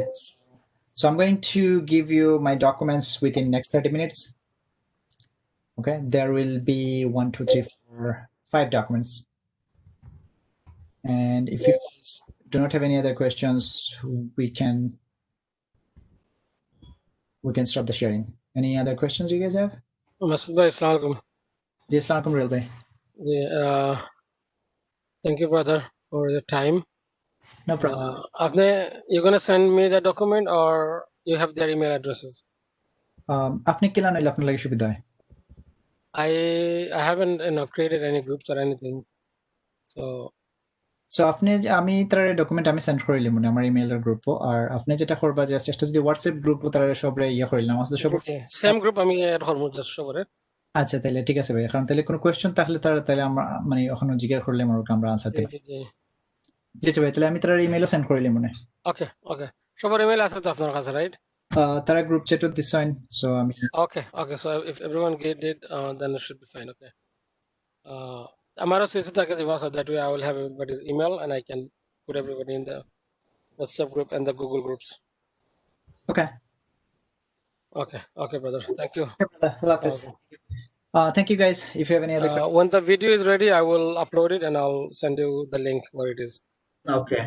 Assalamu alaikum. All right, assalamu alaikum. Assalamu alaikum, bhaiya. Take care guys. Allah Hafiz. Bye bye.